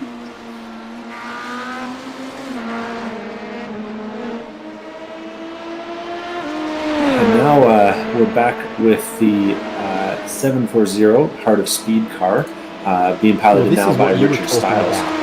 Yeah. This is what you were talking about before, the Three Spires Motorsports car. Dropped back a little bit. Now they're on a charge, I think, looking for another spot. They're right up behind Heart of Speed. And you can still see the fresh marks in the grass from where he slid straight off at Oak Tree there. But it looks like he's rapidly closing. Didn't get a great run out of Oak Tree this time. So we'll see if he's got enough draft to catch back up to Richard Stiles in that Heart of Speed car. He's sizing up the move, but discretion's the better part of valor this time, and he'll just follow him through a roller coaster, probably hoping to make a move out of Hogpen onto the front straightaway here. I really can't emphasize how tricky the corner Hogpen is. Not only is it off camber, but as you're starting to get back onto the straightaway at the exit of Hogpen, there's a really big camber on the road, a big hump sort of in the middle of it. And as you slide out towards the edge of the track, the further you run wide, the more it falls away, and the grip really falls away from you on the exit of that corner. So it's kind of deceiving, but the optimal line is actually like almost 3/4 of a car length in. Trying to keep the pace up on the exit. It's it's a tricky place in virtually any car, and I'm sure it is in these ones as well. These 2 cars we're looking at here pitted 1 lap apart. Both of them took tyres, so similar grip underneath them at this point. Benjamin Gregory's looking quicker. He's also, by the numbers I can see, a faster car in a straight line, maybe running a little bit less downforce. He's close here once again. Hope for an uninhibited run out of Oak Tree. Bounces it across the curb on the inside, and that might just hurt him putting the power down. I think it has. He was, one car length back on the way into the corner. Now he's 2, 3, 4 car lengths back as they go down the straight. A little bit of lap traffic in front of them. Same class, the 85. Getting in the way a little bit, getting off track. How's the rejoin? Both of these guys really got to check up, but that is awareness from both of these guys that they didn't clout him. They were looking out for it. And while that's not optimal that a car you're trying to lap, spears back onto the track like that, good on both of these guys not making it a bigger accident.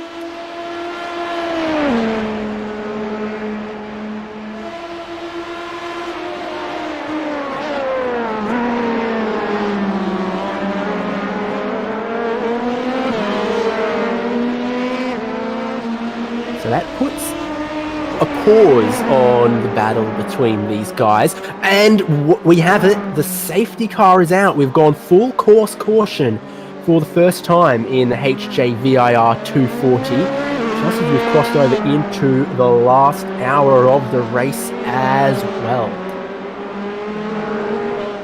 So, yellow out on Speedway. We're going to see the Porsche pace car once again find Miguel Vigo in the number 72 and quash his 28-second lead. Yeah, and race controls just come in and inform the field that this is the mandatory caution that was planned before the race. So this should squish the field back up together. And we got 5 cars on the lead lap in LMP2. Another, looks like 9. And some drama on the pace laps here. Christian Challenger just had to have a big checkup as they were heading into Hogpen there, as Andrew Carroll and Dan Suzuki both slammed on the brakes in front of him. But they'll regroup the field here, wave the GTE field through, I think, so that they can get on the same lap as the leader, and then get rolling again. Yeah, so the field's starting to press behind the iRacing safety car. You see that Miguel Vigo is right there. And then there's some lapped cars. The 111 for that from Ivano is going to get waved around so that he doesn't get trapped off the same lap as his leader. Yeah, and I think most of the GTE field will be here. They were split pretty significantly by the leaders when the caution came out.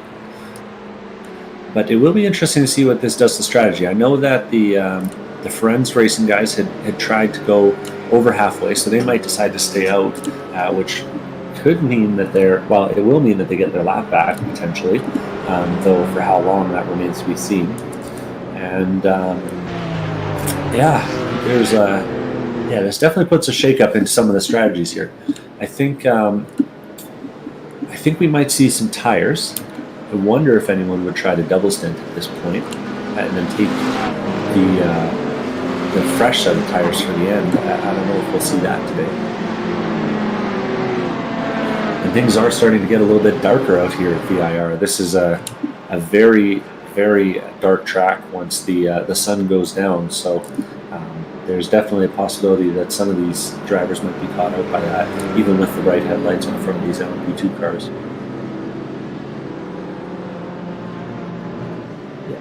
Mostly cloudy out there, and heading for 7:15 in the evening for the sim time. So some orange hues, some longer shadows. Don't think we're going to finish in the night, but certainly a bit different from the bright sun and hot temperatures of the afternoon where we started. Whole field's behind the pace car coming through the roller coaster now and towards the hog pen. I believe pits will be opening this time we'll see, with 56 minutes to go, who opts for that. What about your leader? Is he thinking about it? He looks like he is. Miguel Vigo heading for pit lane. Some of the lapped cars are going to stay out. Hope that they get back onto a lead lap, maybe get a lap back. But from your top 4, top 5, top 6, top 7 are all on the lane. What about 8th place? Heart of Speed stays out, probably hoping to get a lap back on that one. But this is a race on pit road now, Devin. Yeah, and we'll see whose fuel was where. Not seeing any tires on any of our leaders yet.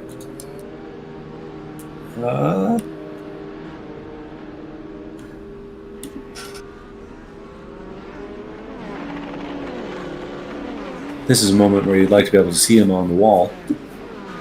This is interesting. So yeah, Vigo's getting tires. No tires for the big bone car. One of the satellite racing cars, Challenger, it looks like he's getting tires. Looks like Pataska is getting tires as well. So Andrew Caron, fuel only, is going to go into the lead in the Movano car. Matt Hewson's getting fresh tires. Zach Plummer in the Action Sim Sport car. Looks like most of the leading guys took tires this time around. Also a driver change in the Alpine Stars Geodesic Racing Gold car. Now Mark Noski in the car for the second half, or the final part of the race here.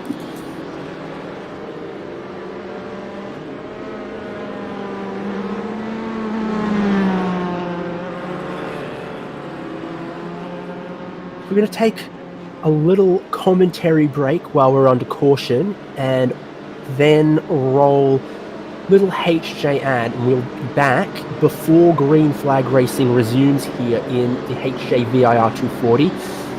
Don't go too far, because this has really spiced up the end of this race. Commentary break and a little ad.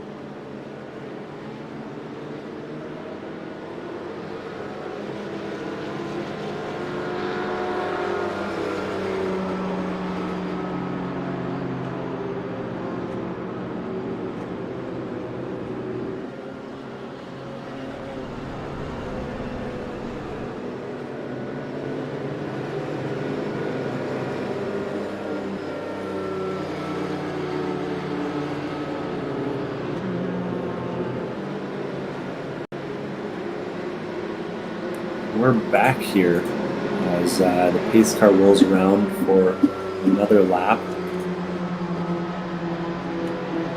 A little bit unclear. Yeah, it looks like we're going green here.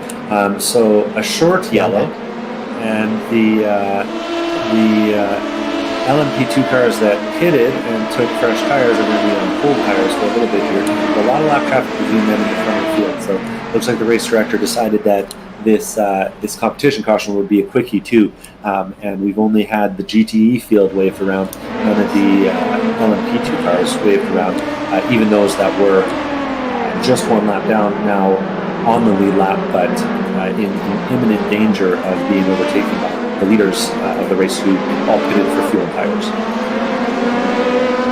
So everyone's going to need to have their wits about them right now on this restart, as our whole field are all stuck together, some on cold tyres. Movano Sim Racing, their fuel-only strategy are your race leaders, but Miguel Vigo is not far behind. Some of them go 2 by 2 through the S's. Very confident on the cold tires to do that.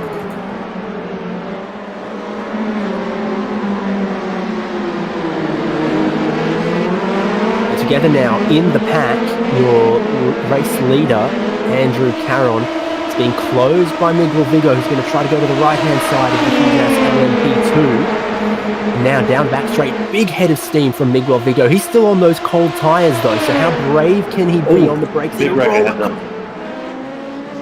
Oh boy, and it looks like all tragedy avoided. That was oh boy, who's that? Jeff Tyler, Hugh Jass Motorsports, and another car that got together.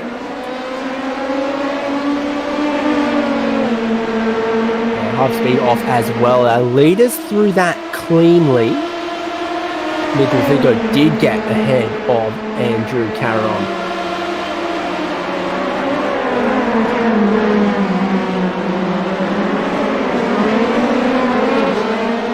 Traffic in front of them.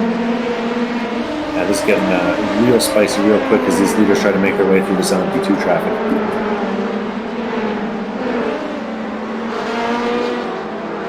Oh, and another spin back in the field. That's Richard Stiles in the Heart of Speed car. And I believe another guy that took tires that time. And he's looking for a chance to get that thing pointed the right way. He has to make the whole GTE file by. Kyle Clements. And then hopefully kept that off the racetrack and away from everyone else. These cold tires catching people out left and right. Alpine Stars, Miguel Vigo now coming up on Ferenc Arabian and Benjamin Gregory. Arabian strategy on the fuel there may have been spoiled by that yellow flag. And he and Gregory are going to try and hold out as long as they can, I imagine, but Vigo ought to make short work of him if he shows the same pace he had earlier in the race. Certainly flying along now, cut his way past Ferenc Racing. Next car for him. Who does that look like? There's only a few further up the road. Gregory, AOD Racing Red, Kenna Marvel, and Sayandra. For Miguel Vigo to put a lap down.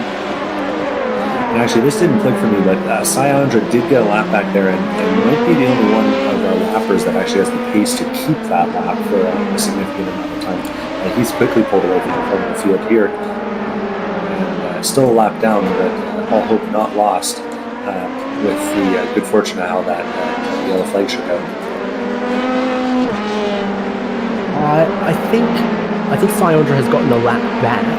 So he's now only 2 laps off the lead instead of 3. You remember he had some damage, needed some repairs, and then went into the barrier another time after that. So you might be right about that.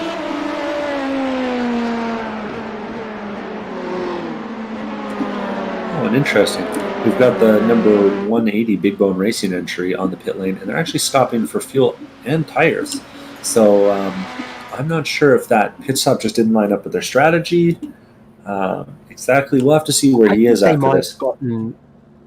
I think they might have gotten waved around, and in the process of trying to get around, they weren't able to get to their pit box under caution. So between pitting under caution or getting a lap or getting back on your class leader's lap, I'd take getting back on the class leader's lap. So I think that's the strategy from 180. That's their second pit stop, and they're going to get to the end.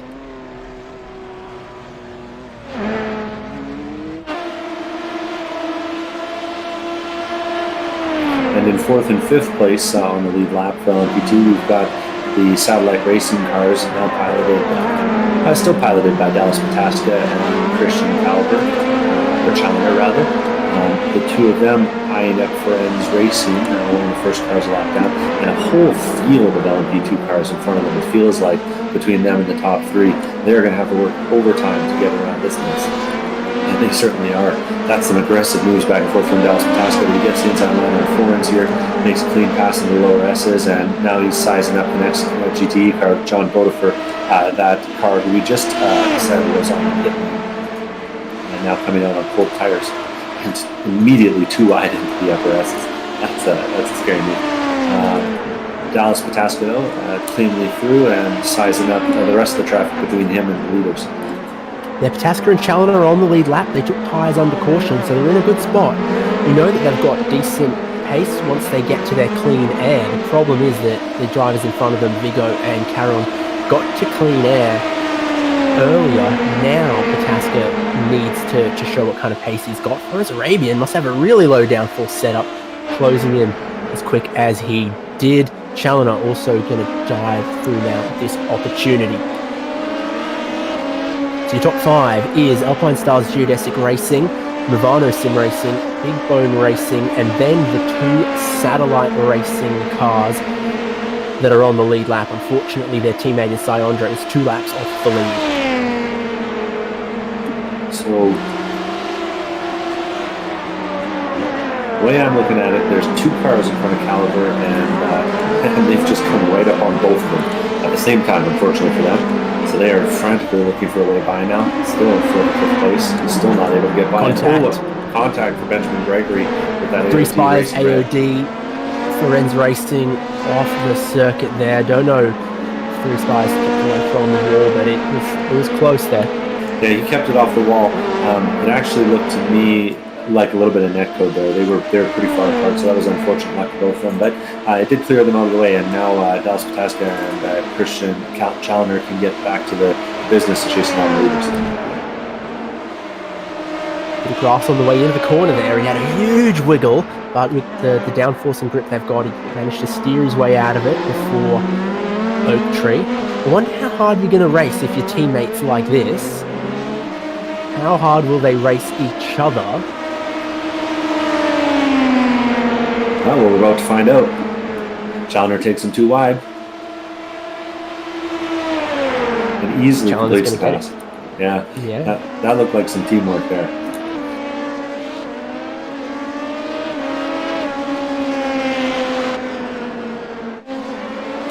And dropping back to 8th place now, we've got the 1110. That's Black Plague Sim Racing, being closely chased by Zach Plummer in the Action Sim Sport car. And both of them are following Jeff Tyler in the Hugh Jass Motorsports car. A few unfortunate accidents for him in this race, getting stuck under the barriers being one of them. That's put him 3 laps down, but he might be an interesting pick for Zach Plummer as they size up Jeff through this next set of corners.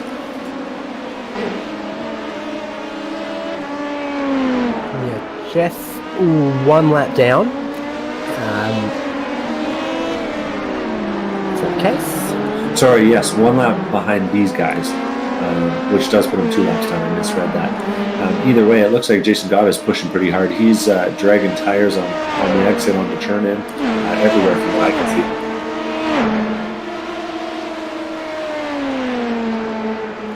And speaking of that, 3 Spires Motorsport and AOD Racing Red incident was reviewed by Race Control and determined to be netcode, so no further action there. There was just a teeny itty bit of contact between 3 Spires and Alpine Stars Geodesic Racing, the 690 going through South Bend there. Not a place you normally try to stick a move. I don't know where 3 Spires had the speed that they were going for that one, but I think it's looking like the 690 might be missing just a little bit of straight line speed. They're in 10th now, pitted under caution. 3 Spires Motorsport did not. Which, interesting way to go. I mean, your last stop is going to be longer, right? If you don't pit under caution. And it's going to be under green flag, so not sure. Maybe he had designs on a real fresh set of tires for the last little bit here. 2nd place in LMP2 though. This is an interesting one. Suddenly there's some pace from Big Bone Racing and Graham Sanders. They are closing 2nd place. So there you have Andrew Caron. Maybe he's inherited the car from Caden Bin a while ago. Maybe that was the stronger driver in the lineup. Hard to know, but he's definitely not embarrassed himself, Graham Sanders.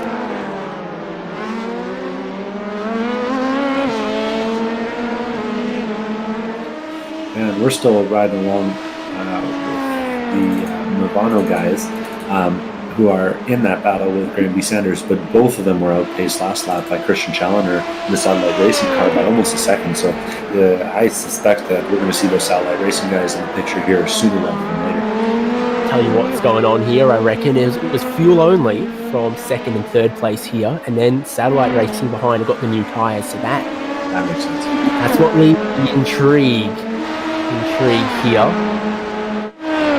A bit of traffic coming up for Andrew Caron. He dives his way past his teammate from Movano. easily done on the GTE car, but what about the next LMP2 car? We'll look from 4th place, Christian Challenger. He's got the new tyres, he's got the speed, he's catching 2nd and 3rd right now, and that's probably not hurt by a little bit of traffic for 2nd and 3rd for a minute here. Looks like they're catching up with that distinctive blue, white, red Canamarva Solo car currently being piloted by Isaac Snyder. Yeah, you'll notice it's kind of the Canadian flag on one side, the US flag on the other. And that's where the Can-Am comes from for VRL. It's not doing any favours to 2nd and 3rd place, so Andrew Caron is going to have to get forceful in a second as all that happens. Christian Challenger helps him. See if Andrew Caron can make a move on that car ahead of him in the 18. Well, he certainly wanted to make a move, but he didn't have the top speed. Though, luckily for him, Isaac Snyder's decided to make a lot of room and has slid off at the top of roller coaster there. So no further dramas necessary. Yeah, keep your arms and legs inside the vehicle at all times at the roller coaster. That lets 2nd, 3rd, and 4th breeze on by. 1 second to keep these 3 cars together. 3rd looks faster than 2nd, and 4th place has a brand new set of tyres underneath. So while they battle, Middle Vigo's extended his lead back out to 5 seconds again. But who's going to stand on the podium at the end of this, and in what order? That's what these guys are fighting for, and all of them, I near guarantee you, still need at least one more stop.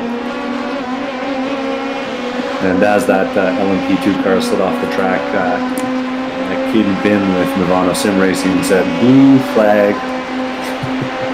So honestly, what are we doing here? Yeah, invoking the spirit of Sebastian Vettel to get that piece of real estate in front of him clear. Oak tree once again, shadows off that tree looking very, very long now later into the evening. Track is cooling off. That might help these guys on their older tyres. But there's still nothing better than brand new ones. All in a line down the back straight they go. Graham Sanders is closing in, but he doesn't have the straight line speed the Movano car has.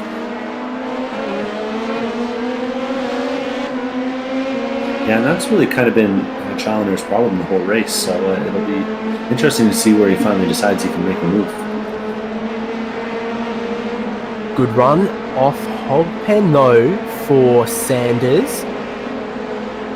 Car exiting pit lane, he doesn't need to worry about, he's looking for the inside, but you don't want to lock up a tyre into turn 1. He gets it nice to the apex, so they're side by side for 2nd. Much better traction though for Movano.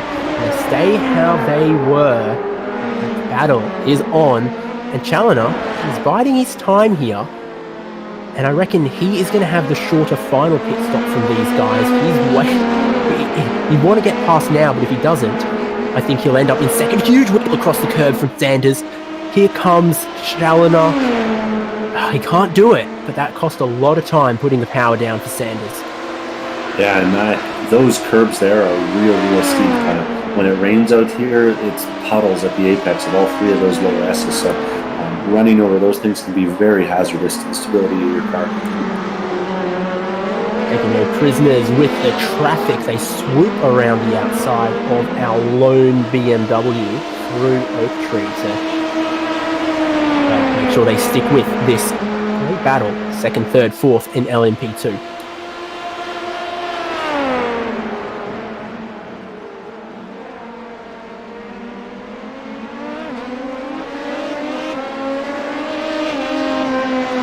I think that little moment though for Big Bone Racing has put them on the back foot. They were pressuring for 2nd, then they've dropped back into the clutches and the undivided attention of Satellite Racing here. Satellite Racing car that still seems to just lack a little bit of the top end speed, a little bit of a higher downforce setup.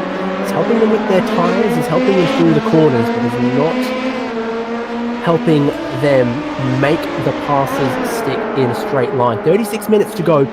Pit lane window is open for LMP2. They can stop now and fuel to get to the end, and I say that because Ferenz Arabian is on pit road.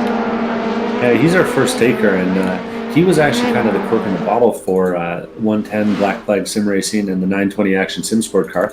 And just as I say that, of course, Jason Gata has a little moment and slides off track, loses about 3 or 4 car lengths, but he's been consistently closing on that Action Sim Sport car that's now in front of him. So Zach Plummer, actually no, I've said that wrong. Zach Plummer has taken the position away from Jason Gata after a little incident there. So things were tightening up, and yeah, sure enough. Oh wow, and we see a GTE car go flying off, Team Petite go flying off at South Bend just in front of the two of them. So a little bit of action around the far end of the track while that four-end racing car gets his final pit stop done. Second place for LMP2 is where the popcorn is at right now. Andrew Caron is under all sorts of pressure, but so too is Graham Sanders. They're all united once again. I don't know who you'd want to be in this case. Ravano Sim Racing are leading the train, but Christian Challoner at the back of the train has the best tyres and maybe the best grip underneath him as well. All very equal at this point in the race. They're all fueled where they're going to need a splash in the final 15 minutes of this race as well. So I don't think... I'm thinking that Ravano and Big Bone aren't going to take tyres. They're effectively going to make a 2.5 stint out of those tyres. Yeah, that's got to be what they're thinking, and I don't know what the cliff looks like on these tires, so they might be heading into uncharted territory here. Either way, if I was picking where I wanted to be right now, I think I'd be picking first place, because Miguel Vigo is taking advantage of this battle behind him and has stretched his lead out to 6.7 seconds, clearing away from the field, while Movano, Big Bone, and Satellite all do battle for second place. You take nothing away from him. He's been pretty dominant in these cars. Behind, this is where it's tough for the Satellite racing car, is that the car in front is also picking up the tone. But they've got your GTE leader right in front of them, Lone Wolf Motorsports. What's that going to mean? Is that going to back them up through the hog pen potentially? It will. Great run for Graham Sanders. Ravano Sim Racing boxed backwards. Here's an opportunity to grab second place and also take the heat off from the car behind. Close, but no cigar. They all really concertina a locked brake or two on the way into turn one. Great driving from everyone. And you get that tight, and it's easy to lose sight of your braking markers, so really, really tight at the front of the field there. Well, it's gone past Lone Wolf Motorsports there, Michael Polasek. He's got a decent lead after that safety car. It's going on about half a lap for him. So what was a close battle between him and Movano most of the race, then saw Movano in GTE drop back a little bit, getting hit by an LMP2, and they've not been able to recover from that for the moment. Heat is on for second place though in LMP2 as they just... No one can make a move. Everyone you see desperately finding every ounce of pace they can get. Challoner within a car length, but cannot get past Graham Sanders as he parks it in the middle of the road, comes in hot. What about swooping around the outside here? Space runs out for Challoner. It was a door that was almost always going to close, you would have thought, but he did get just a little bit of help out there onto the grass. Yeah, and you can always see your own judgment. Yeah, you can always see where that's going to go. There's not really a two-line line there, so you either need the guy beside you to yield to a tiny bit of overlap, or you're going to end up on the outside in the grass. You know, if I'm Christian Challoner here, I'd be really tempted just to pit, because the window's open. I'm faster than the two guys ahead of me, so why keep messing around with it? going to need to take about 15 seconds of fuel, plus the 15 seconds or so to trundle through the lane, dropping back 30 seconds from where he is right now. There's still a lot of traffic there, I'm sure, is his concern. That makes sense, but yeah, it's definitely got to be something that he's keeping an eye out on his relative, because this is really, really hurting him if he wants to have any chance of challenging Miguel Vito on the front.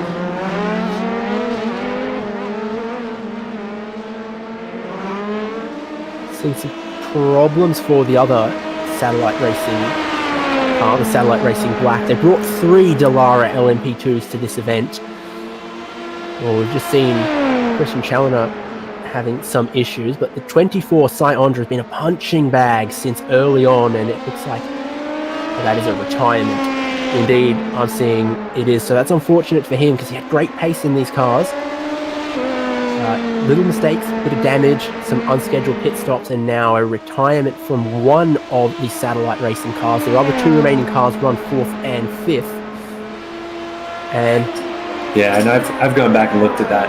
It looks like Cy-Andre just had one more mistake that put him off track into the tire barrier at Oak Tree, and that was enough for him. He's been pushing hard and fighting back through the field, and he probably figured that passing everyone for the 4th time wasn't going to be any more fun today. So he's called it quits, but 25 minutes remaining in this race. The other 2 Satellite Racing cars are well in contention.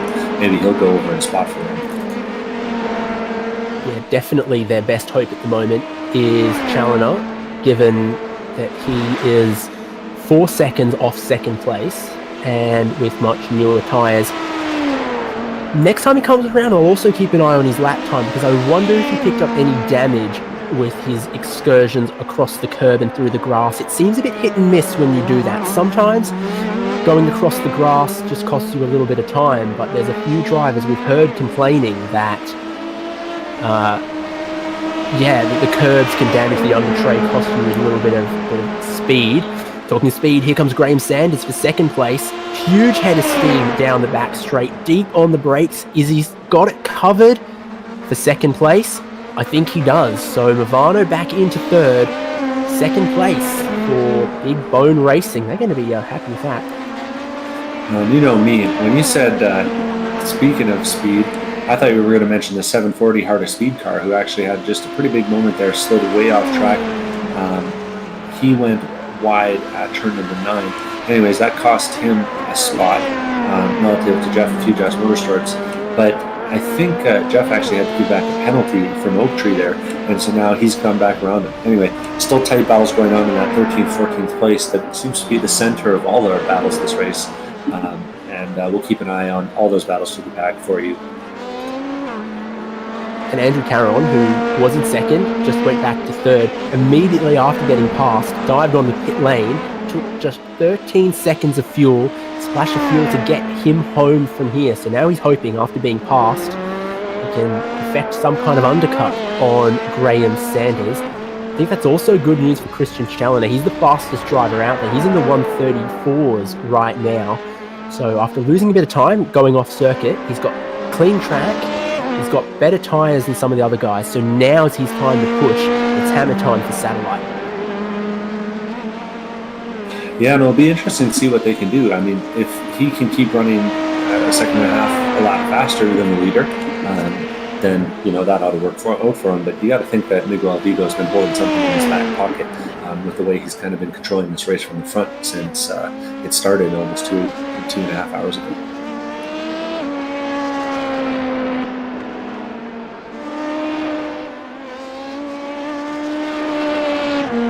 And there is still some excitement going on back in the pack. I'm looking at 3 Spires Racing, the number 113 car.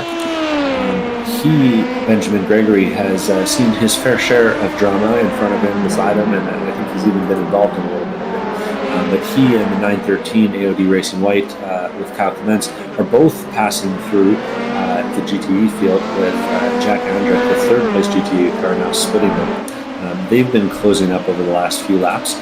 So this battle on the fringe of the top 10 is likely to get heated up here pretty quickly. And we've also just seen a warning to the 338 car. That's Jeff Tyler at Hugh Jass Motorsports for aggressive driving. And and I wonder if that's related to that him giving back the position to Richard Stiles in the hard speed car that I saw earlier. Perhaps there was more to that off at turn number 9 than I thought there was.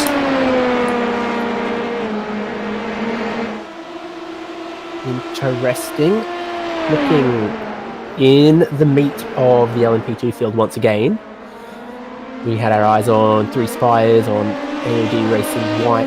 Florenz Racing is mixed up in there as well, but I think he's fueled to get to the end, and the other guys in front still need a splash. So keep an eye on Florenz Arabian to cycle up the order between now and the end. I think there's at least 2 positions he can count on, as long as he keeps his car on the track.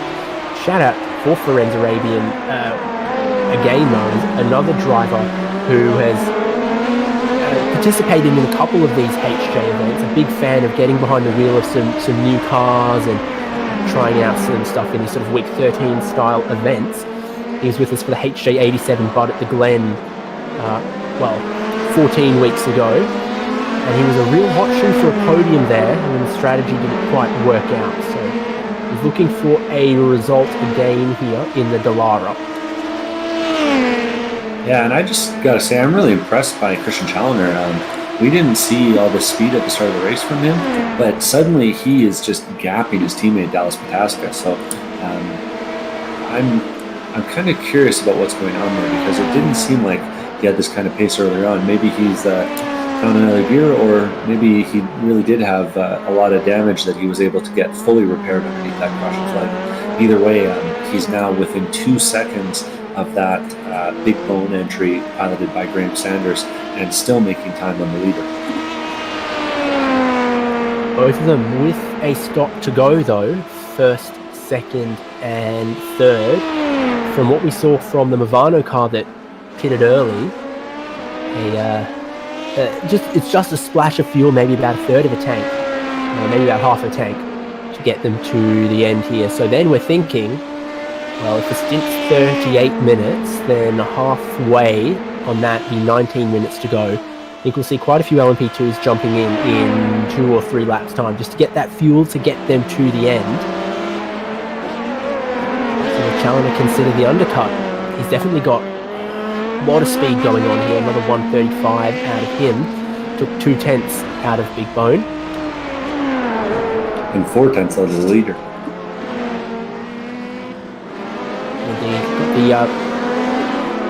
Look at the traffic in front of him, though.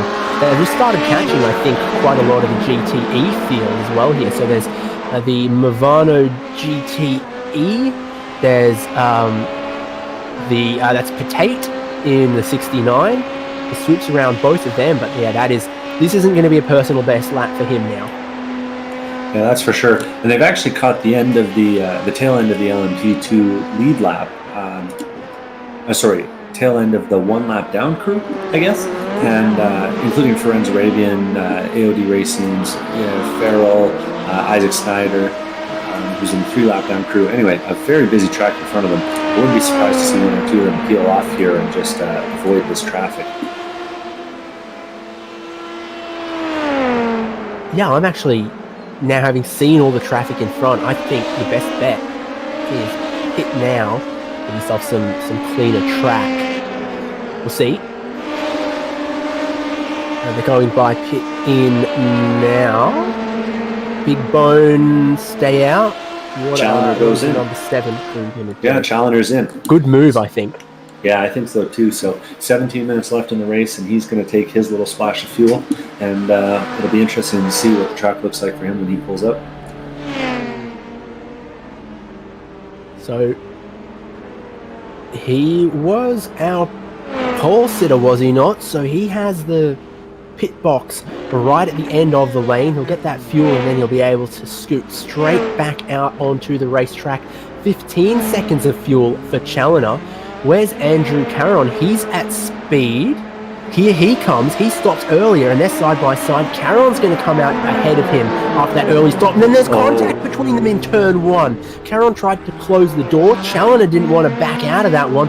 Caron off and around. My goodness. Oh, and I think that the stewards are going to have to take a look at that one. That was definitely some controversial move there, and serious implications for the top 5. Both of them wanted it. It was close coming off the lane, and I think, having seen it again, that's an interesting one. Yeah, I'm interested to see what the stewards will decide. And interestingly enough, Christian Challoner, now that he's back out of traffic, well, he's right back up behind Markowski and Alpine Stars Geodesic team car. So it didn't give him any trouble last time by, but now we're that much closer to the end. And it doesn't look like Markowski's giving him the inside line into the roller coaster. So he's going to make him go the long way around. Looks like he lifted. So good respect for the blue flags there. And Christian Challoner will try to put in some fast laps as Big Bone Racing is stopped and taking fuel. Yeah, they are. They're trying to cover off the Satellite Racing number 7. Fuel probe is in, and I think that shenanigans on the outlap for the number 7 not going to help them here. Big Bone gets going. Very similar pit stops between the cars. I think Big Bone's going to hold on to what will become second place. A bit closer than they were right before the pit stops, but Big Bone back out. Third place now and becomes second when Pataska has to pit. And it looks like Minavo, Andrew Caron has lost 10 seconds through that incident there. So a pretty big swing for him. He'll have to run some fast laps to get caught back up to these guys in the top 4. 740 is off the track, letting Big Bone and Satellite Racing through, but it held up Graham Sanders quite significantly. He's got Christian Challoner right underneath him here. I think Challoner can get to the lead if he gets this move done. I'm not sure. Second might be the best he can do, as that is one of the Big Bone GTEs that holds up the Team LMP2. And I almost feel like that Big Bone Racing Jack Andres car there in third place in GTE, like he was trying to get off the line, and that's why he had such a big slowdown. Anyway, inside line for Christian Challoner going into roller coaster, and he makes it stick well before the apex of the right-hander. Well executed. Let's see what he's got for the leader. Yeah, made it look easy. Bit between his teeth now for Challoner as he gets back up into third and becomes second place when his teammate hits. Hanging over his head, though, Race Control's just put in the chat, they're reviewing that incident between him and the Movano Sim Racing car. So still to be decided there, and he's eyes towards the front.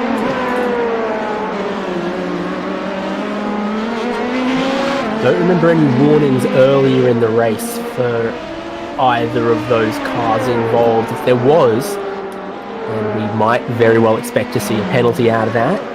But Satellite Racing and Movano have both been pretty clean so far this race.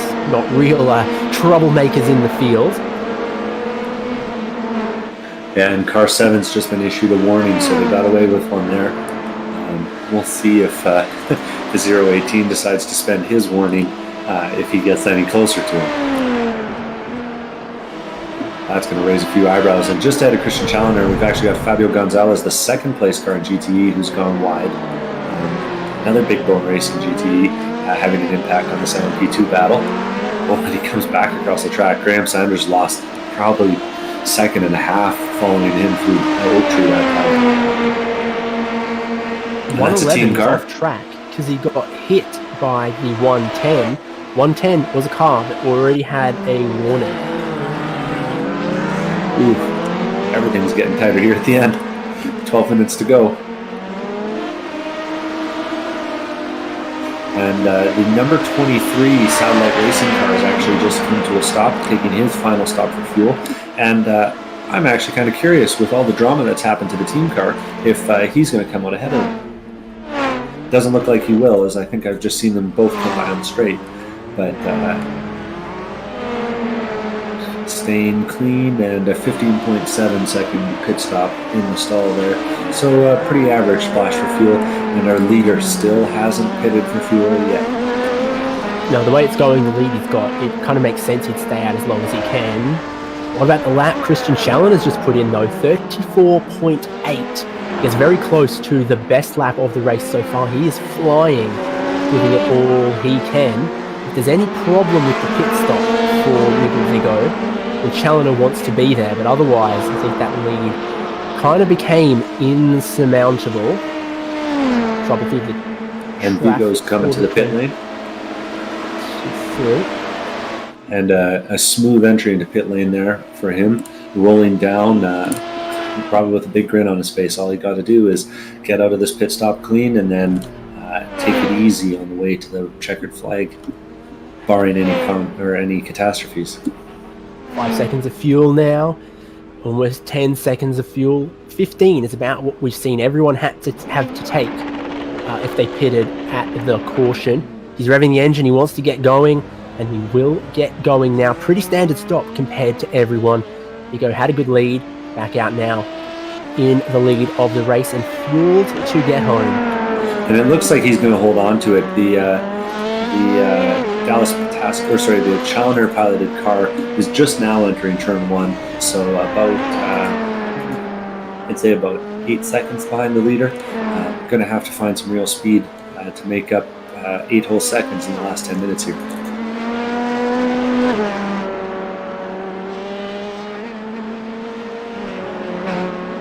"14 minutes left in the race. Orange hues from a sun very low in the sky being cast across the track. Several places in shadow as well. We are going to finish before sunset. Only just. It's getting dark over VIR. And I'll take a chance to shout out the 018 Movano Sim Racing car after that incident with the Satellite Racing car. Now closely pursued by the Satellite Racing team car. So a battle for 4th place developing here between these two, less than a second apart.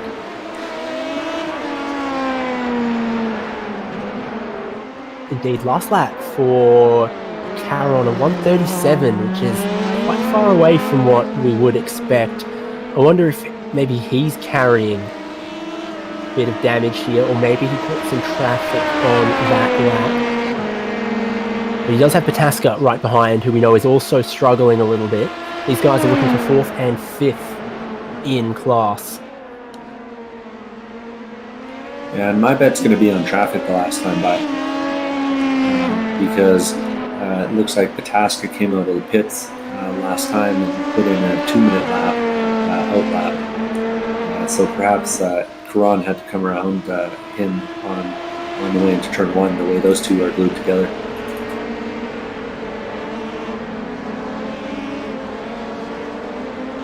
And as predicted, Friends Racing in the number 1 car, currently running in 9th place, has made up a few positions thanks to that fuel strategy that he was playing. And he's currently being closely chased by Benjamin Gregory in the 3 Spires car, number 113.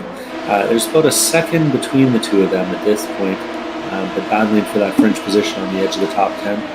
And we'll keep an eye and let you know if there's any action there. But from the way I've been seeing things, it looks like Benjamin Gregory's got a little bit more pace at this phase in the race, though not if he continues to dive into corners the way he did into roller coaster that time.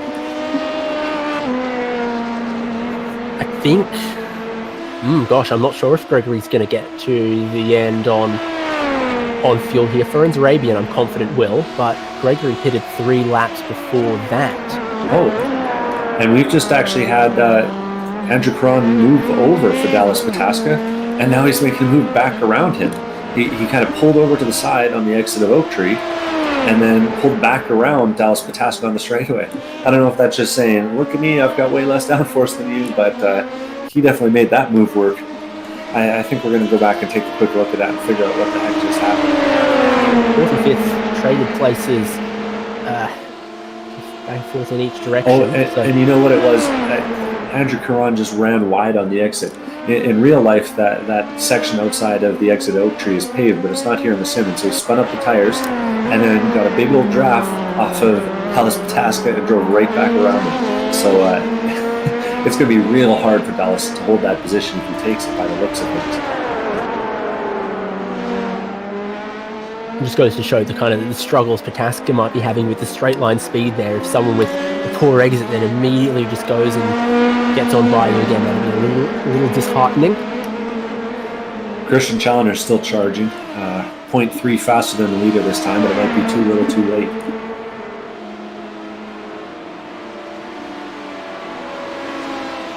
And still just a few tenths off the leader, and I believe all these guys are on tires that are in their second stint. Well, Vigo and Challoner, first and second, took tyres under caution. Big Bone Racing and Nirvana did not. And Dallas Pataska did, but with whatever's going on with his car, he's not able to make an impression with those slightly newer tyres against Andrew Caron.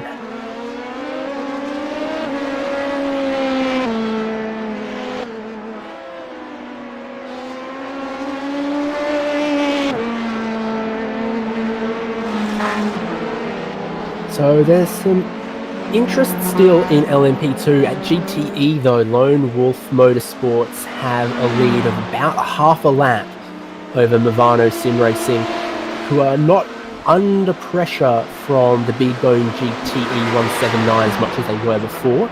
It's Jack Anderek running in third. So just fuel to get to the end now for Michael Polasek, and he's doing all he can just to stay out of trouble so he can grab that win in the Corvette, and it might well be his first win in a Corvette. That's the nice thing about doing the race on the same week that it launches, right? But he's certainly been the class of the field. He's been consistently fast. He's got the fastest lap of the race for the GTEs, and he's still lapping a few tenths of a second faster than the guys ahead of him, including whoever just created that mysterious puff of smoke at the top of Oak Tree. Or sorry, roller coaster there.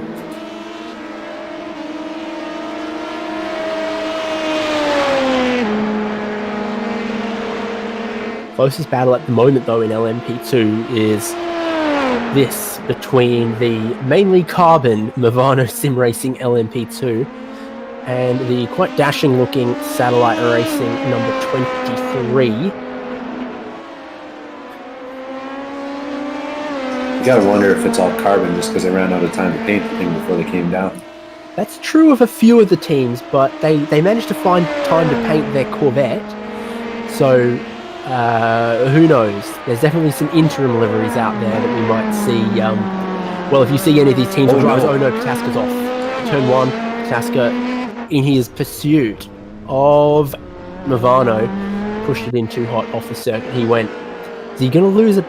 Yeah. He's not going to lose out any positions from that because he's a whole lap clear of everyone else behind. But there kind of goes his chance of pressing for fourth place. Yeah, and as we ride along here, you can see he pushes that braking point 10, maybe 15 meters deeper than usual and locks up the rears a little bit on the entry and slides straight off the track.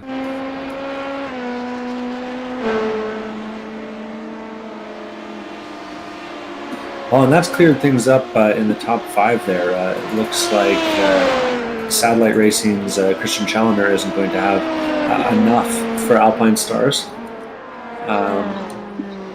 And Big Bone Racing is still another 5 seconds back of Christian Challoner, running consistently and making that no-stop strategy work. Unfortunately, not quite enough to challenge for the next position on the podium. Couple drivers out there having a quiet one, but just trying to get to the end of this race, which is a challenge in a 2 hours 40 minutes race. We've got HW Racing. I think it's been Eric Fike driving that car the whole way here.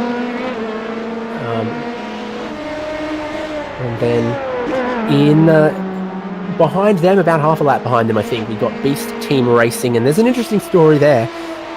Francisco Scaramuza, behind the wheel at the moment, is iRacing staff. So we've got our own race control here, but woe betide anyone who tries to crash into him.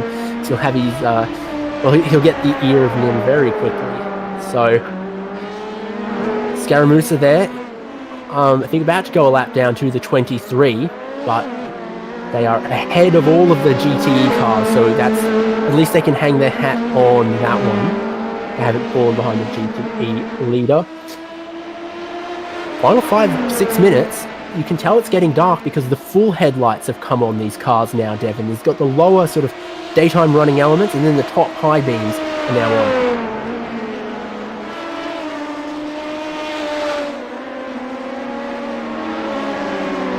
Here's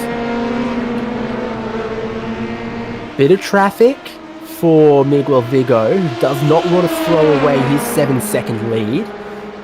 What's going on here with the Can-Am VRL car? Well, he's hoping he can clear them.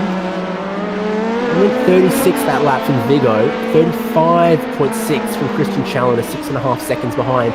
With only about 4 estimated laps to go, time is running out for Satellite Racing to try and claw this lead back. Gotta say though, last time by that was a lot faster. It was half a second faster than Alpine Stars Miguel Vigo. So I mean, it's not completely over yet. A bad bit of traffic could still push that car back into the clutches of Christian Challoner, and he's on a warning, so he won't want to make it too aggressive. But I'm sure he won't give anything up on the way in. Also a battle shaping up 8th and 9th between Action Sim Sport, Zach Plummer, and Forenz Racing. Forenz has found a bit of speed now. Potentially going to close down 8th place. I actually wonder if he would have had an issue there, because I think he was ahead of the Action Sim Sport car earlier. And we're actually just getting a call out that Dallas Pataska has opted to come in and take some fuel here, I'm thinking. Must not have gotten it quite right at his last pit stop. I don't know what he's going for. 40 seconds now. Don't know if he's if he's throwing in the towel here, but if he just got to the finish, he'd be guaranteed a top 5. So, unsure. It's approaching a minute of service. And he's not up on the jacks. Maybe there's some damage there. He's just... Oh, you know what? He's towed it back to the pits. I've just gotten far enough back. Lap 93. He's coming around the corner at Hogpen, and the motor just expires on him as he's going down the straightaway. I don't hear money shift. The motor just goes away. So I don't know if that's some damage from some contact somewhere, but that car is overheated and it's blowing up, and that's 5th place gone. And now Black Flag Sim Racing is going to inherit 5th place, unless Alpine Stars Geodesic Racing Gold, the second team for Alpine Stars there, can make a battle of it for him. And that's only about a 10-second, maybe even less, like a 7-second gap. So yeah, not everything's settled at this point. Yeah, still on pit road, dropping 2 spots and then some more now for Dallas Pataska.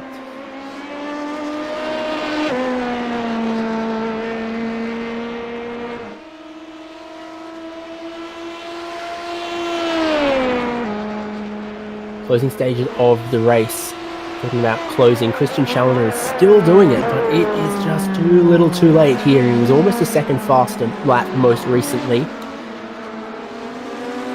Now he's...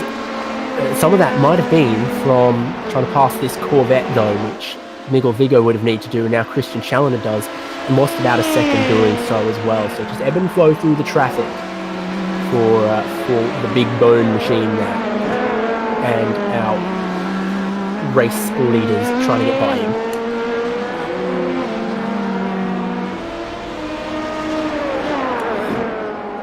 The Graham Sanders piloted 178 Big Bone racing car is going to have to go through some traffic here as well. He's got the AOD racing car, that Canadian entry, chasing down or trying to get past the GTE car of John Bodefer as well. So Graham Sanders having to do some spicy maneuvering here. It looks like he'll get up the inside of those 2 cars, make the pass, and no drama for him, luckily. I'm very curious to hear what went wrong with that number 23 Satellite Racing car, because I believe he's already used his fast repair, so that, that's the end of the race if the motor goes there. Yeah, I mean, again, sequential paddle shifted car, you shouldn't be able to do a bad shift. So maybe just eventually all this running, something in the radiators or the oil cooling or something, and the Gibson 4.2 litre V8 has let go.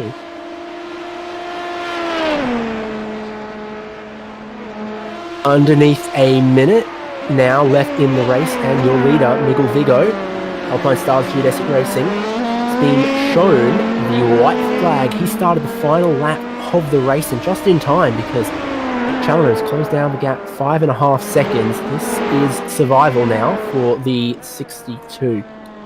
And I guess we'll see, did everyone get the fuel calculations right? Because this is going to be pretty tight.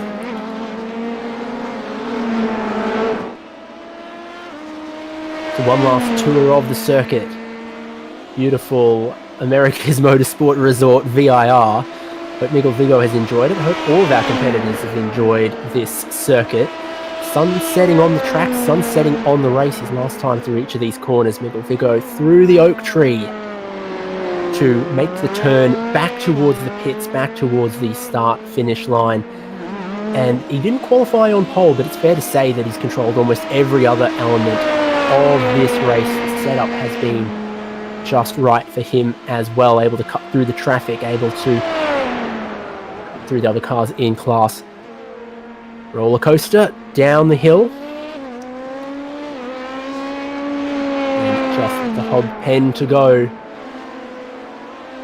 Vigo turns it on to the pit straight. The flag man has the checkered flag out and waving, because Alpine Stars Geodesic Racing and the number 62 Miguel Vigo wins the HJ VIR 240.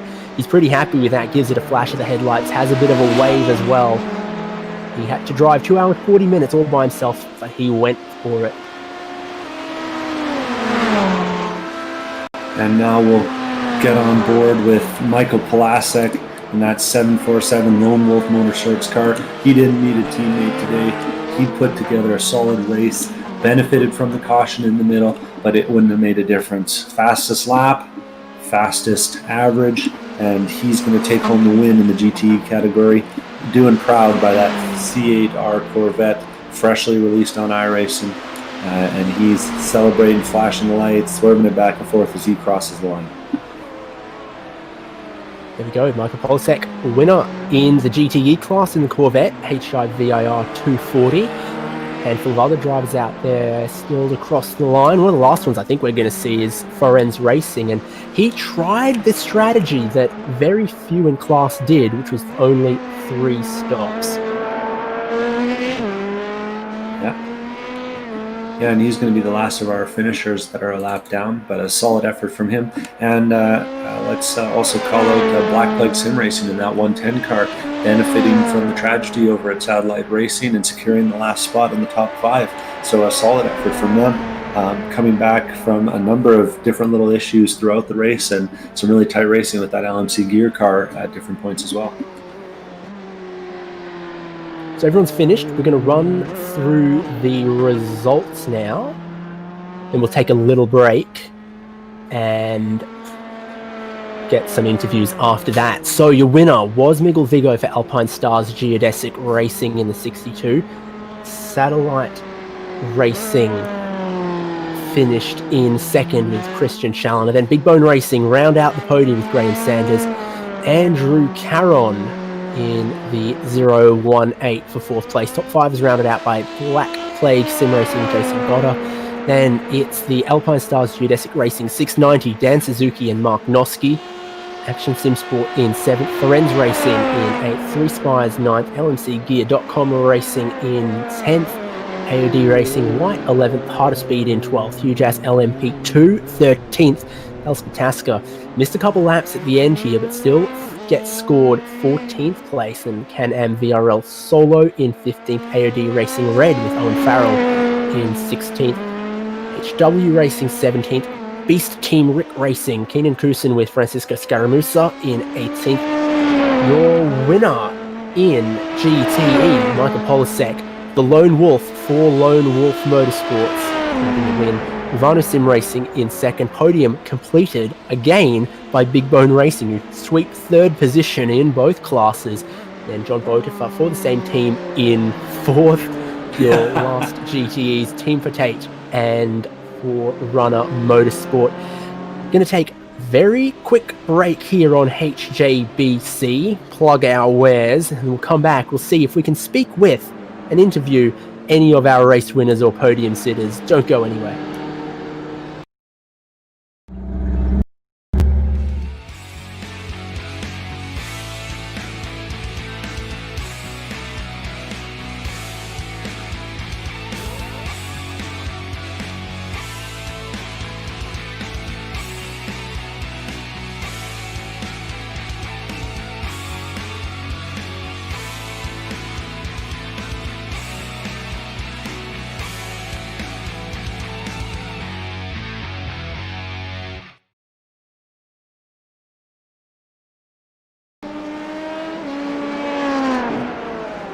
You read right.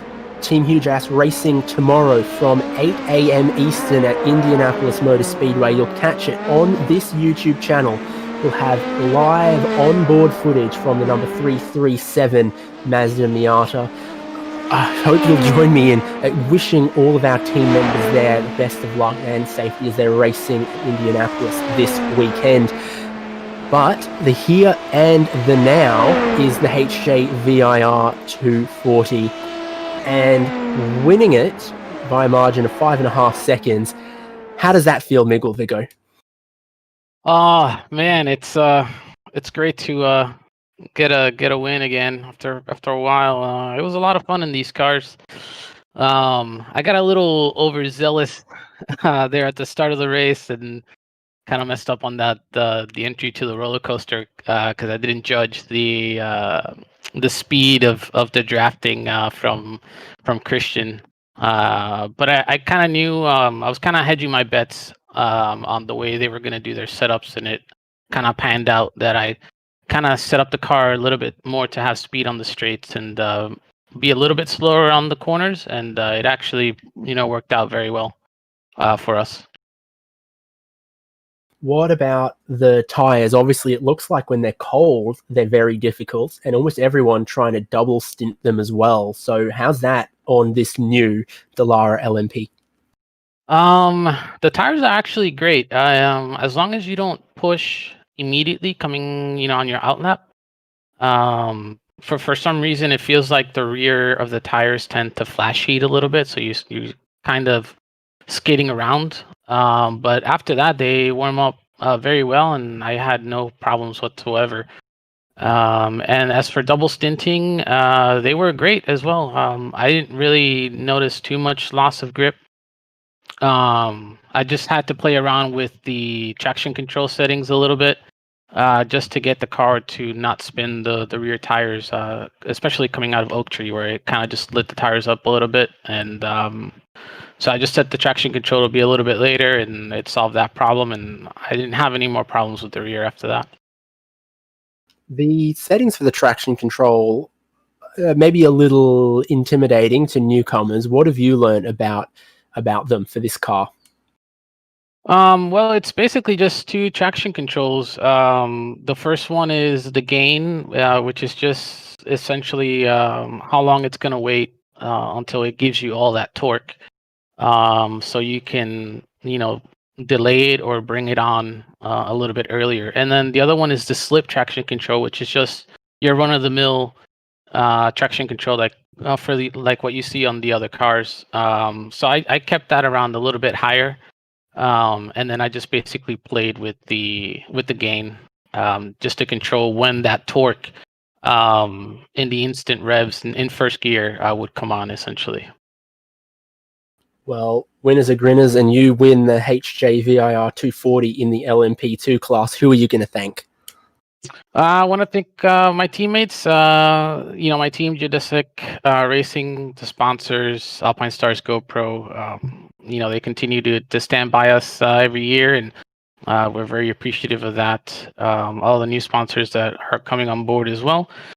Want to thank Michael Overbay from TQE Engineering. he's a good friend of mine, and we've been working with each other, to get this car kind of sorted. And we knew Satellite Racing was going to be on it, so it's good to see the fruits of the labor payout. I mean, I did 20 plus hours in the span of 2 days and over probably 300 laps at this track, just trying to figure out the setup for this car because it's a little bit intense, but we're getting there.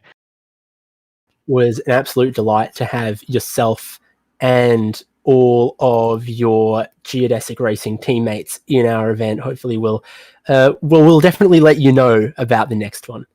Oh, for sure. And thanks again for you guys for hosting this. We don't really get a lot of teams and stuff like that will tend to host, in our time zone, American time zone. And so we're very appreciative of that. And I'll have to check out the broadcast later. And you guys usually do a bang up job. So good job on that. You'll have to check out the live onboard tomorrow from Indianapolis as well. Wink, wink. Perfect. That's good to know. Hey, we'll shuffle you out because we got some other folk to speak to. Devin Peters is hopefully with our GTE winner Michael Polasek, giving the Corvette a good run. Yeah, there, Mike. Looked like you had a great race going on out there. We were making jokes about the 747 number earlier in the broadcast, saying you might be a flight simulator guy, but you sure proved us wrong. Great race. How was that for you? Oh, that was a lot of fun. The car was just such a joy to drive. It pretty much drove itself after the first couple of laps of just trying to get into a flow and trying to get into a really nice groove. And then once I broke away from the pack, I was just able to pretty much just let the car drive itself. And it was just really enjoyable to have the car do what you wanted it to. The setup was amazing. The car is absolutely incredible to drive. I really love that race. And I was just really happy that everything planned out the way it did. Yeah, that looked really awesome.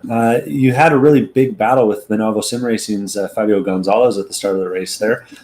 Any moments there where you doubted that you were going to take it all the way? I don't think so. I knew I had the pace on him, so what I was really trying to do early on was to try and save fuel and go maybe a lap or two extra. But eventually, an opportunity turned up when I got a really good run coming out of Hogpen onto the front straight, and I was able to dive it down the inside and take the lead. And then after that, it was pretty much a matter of pushing pretty hard and gapping him as much as possible so he couldn't save fuel and break my draft and get back into my draft. Nice. And you talked that the car was feeling really great. Anyone you need to shout out for the setup there? Oh, absolutely. I got to thank William Levesque for his recommendations on setup and his basic setup that he sent me. It's been really, really good. It took a bit of getting used to because the car is a lot looser on throttle than normal. But other than that, the car was just absolutely incredible to drive. I loved it. And it sounds like you're really enjoying this new C8R from iRacing here, eh? Oh yeah, definitely. This is probably my favorite GTE in iRacing so far. It's amazing. I love it. I've been busy all week. I haven't gotten in it yet. What's the pitch? How's it feel?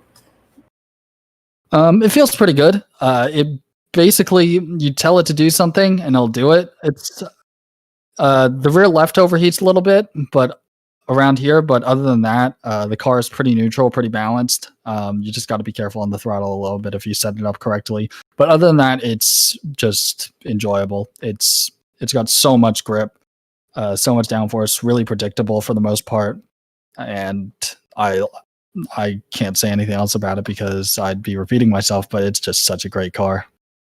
That's great to hear. Well, great job out there today, man. And I feel like the iRacing staff owe you a certificate. I saw Francisco Scaramuza give you a nice shunt right after you crossed the line, and that's an iRacing staffer, of course. Yeah, I saw that.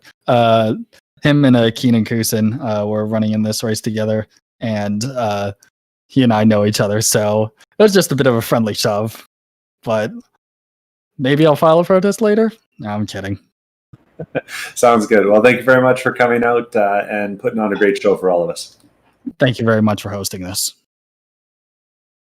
Well, there we go. We've spoken to our winners in both classes. Those guys doing a great job, both of them, of adapting to new iRacing content, the Dallara P217 and the Corvette C8R. Let's see if we can grab one last word here before we go. Keenan, how'd you find the Dallara? Was that a tough race for you there? We didn't put the hours in practice that we would have liked. We're just too busy schedules, but we were going in pretty confident that we had something for the midfield at least. I overshot a little bit going into the Oak Tree corner and got stuck on the tire wall, so we had to take a tow when we didn't really need to. And then unfortunately, the same thing happened to Cisco, where he jumped in the car and then got stuck on the tire wall. No damage, just a tow that we didn't really need. So we ended up finishing 18th, which wasn't last, but we had the pace for about 10th or 15th. But the car was a fun to drive, and for somebody who hadn't driven VIR until yesterday, the main goal was just to come out here and not embarrass ourselves. I think we took care of that. Well, you certainly didn't get too much camera time from embarrassing yourself there. We saw quite a few drivers actually in places get stuck in the tire barriers, and I got to wonder, I mean, famously the grass can be kind of slippery, but it seems like the P2 is even more difficult on the grass. People ended up in the tire barrier and they just didn't have the traction to reverse out of it.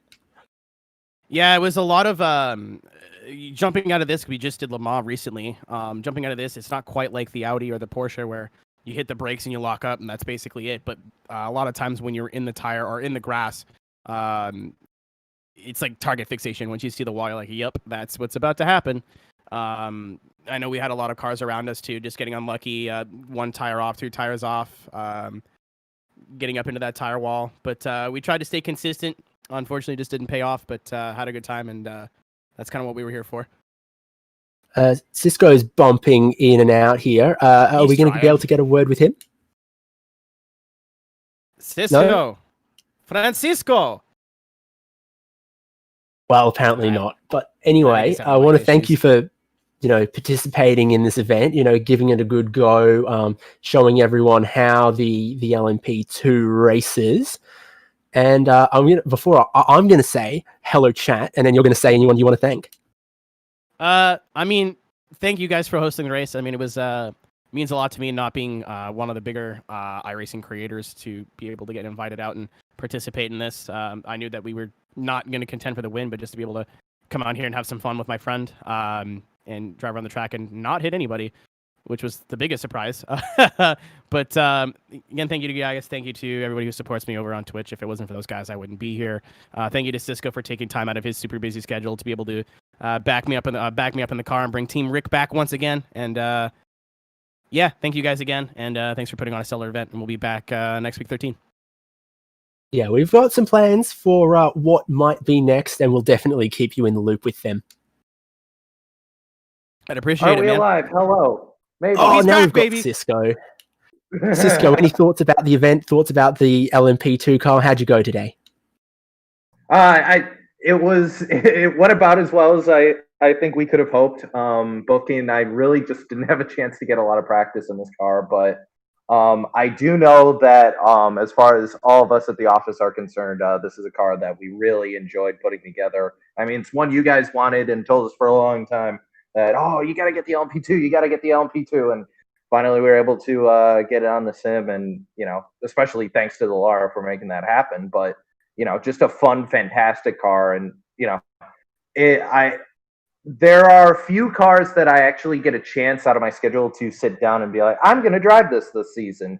And I'm sure Keenan said as much, but we've gotten a chance to do some endurance races together, and this car has been, I think is going to be a big boon for that in the future. We drove the Audi in the past at Le Mans, GTEs, the C7 previously. So this car is really exciting. It's fun to drive, and I think it's going to bring a lot of people back to prototypes again, which I'm really excited.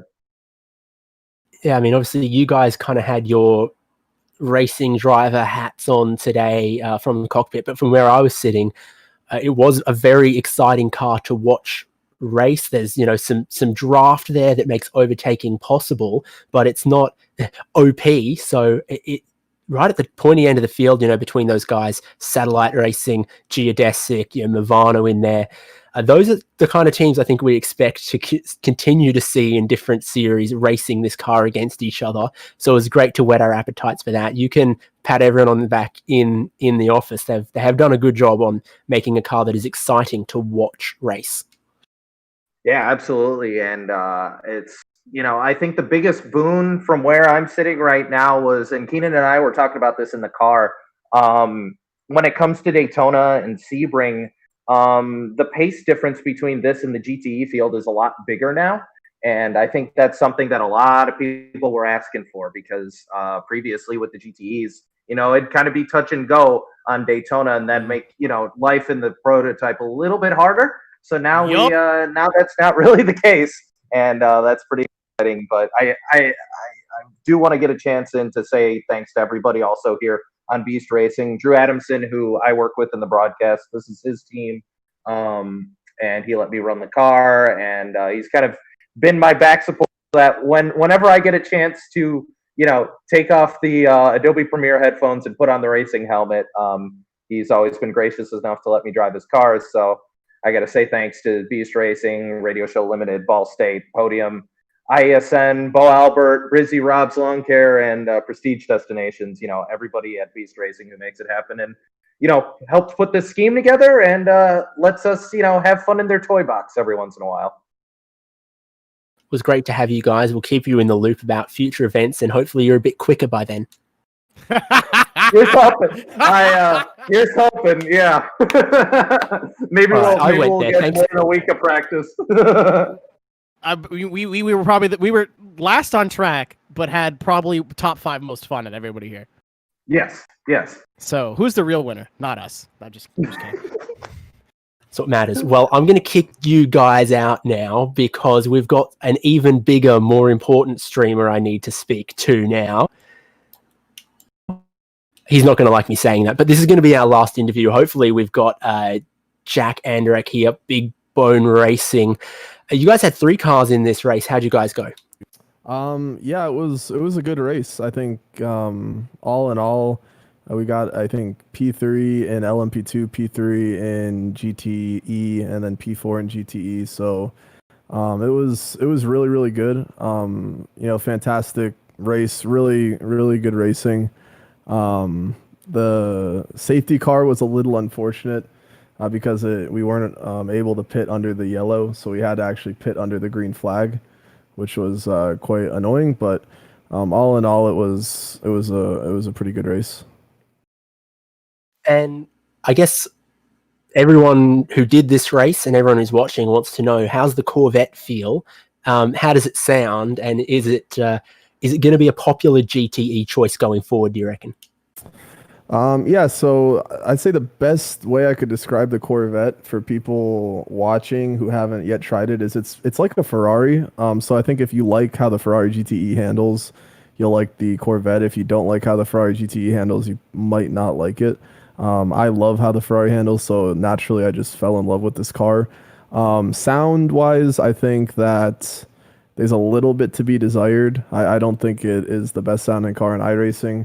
Obviously, it's not anywhere near as awesome as the was it C7 from last year. That was just an absolute machine. But it's still a good sounding car, and I think it's definitely a car that a lot of people are going to drive, and it's going to definitely make itself at home here on the iRacing service. So, 3 drivers from your team. You guys had cars in each camp.